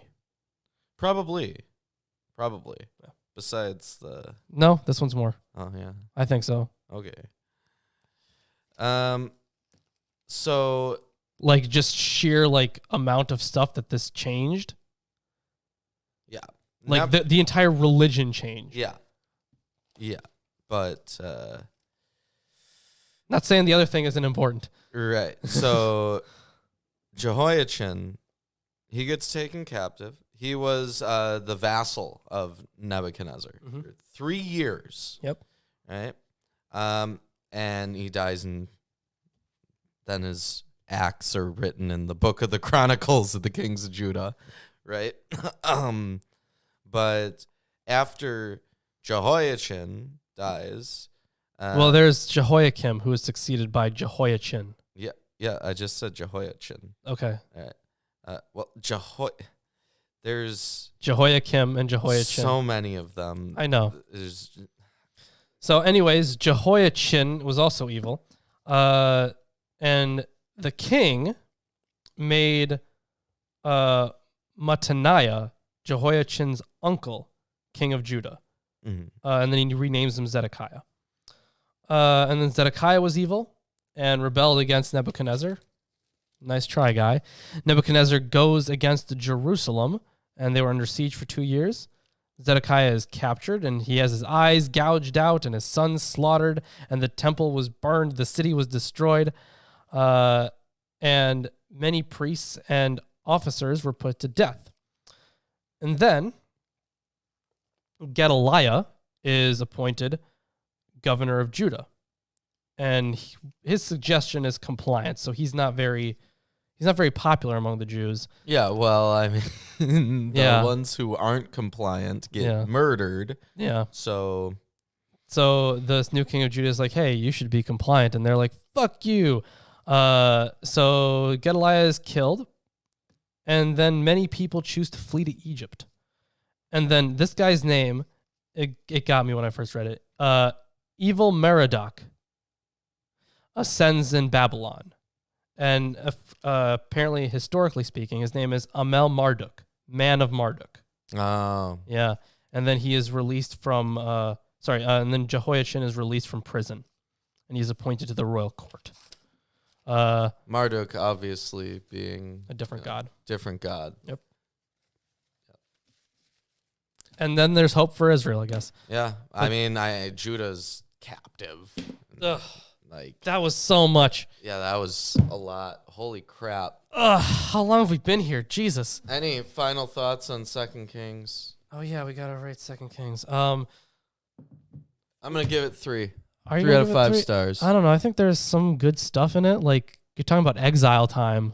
Yeah, you're talking about exile time, but it's not, like, written well. Yeah, that's true. It's all just kind of slammed in there at the end, all the exciting stuff. And, like, until it gets there, there's a lot of meandering back and forth between characters who have similar names who do similar things. So, I mean, I like the Elisha stuff. Yeah. Right? Because it adds a little something to the theology, right? The essence or the spirit of a prophet can be transferred into someone else. And that was cool. Yeah, and the miracles that they perform are the same miracles that the previous prophet performed. Yeah. Right. So there's nice. That's the Elijah cycle. Yeah, the Elijah cycle. But the book as a whole, there's points at which, like, it just seems like they dropped a story element and picked up another story element. And, yeah, sure. Like, there's so many characters, like, with the similar names, Jehoiakim, Jehoiachin, and so on and so on. Yep. It makes reading the last few chapters, like, actually painful physically. Especially having gone through all this in one sitting. So, my grade for this would have been 3.5 because I like the exile stuff. It was kind of neat, and I thought the scholarship behind it's kind of neat. So that's a 3.25. Yeah, totally. Yep. Yeah. And our total score, averaging it out, is 3.83 repetent. Okay, so we're gonna call that 3.83 repetent. Let's just call it 3.8. 3.8 out of 5. Yep. 3.8 out of 5. If you feel like reading a 3.8 out of 5 book, why not read the Deuteronomistic History? Yep. Particularly, you can read. Oh, what did I rate really high? Joshua. Sorry, not Joshua. Judges. Yeah. Judges. Yeah, Judges. I rated really high. Samuel. First Samuel's good. Those are good ones. Yeah. First Samuel's good.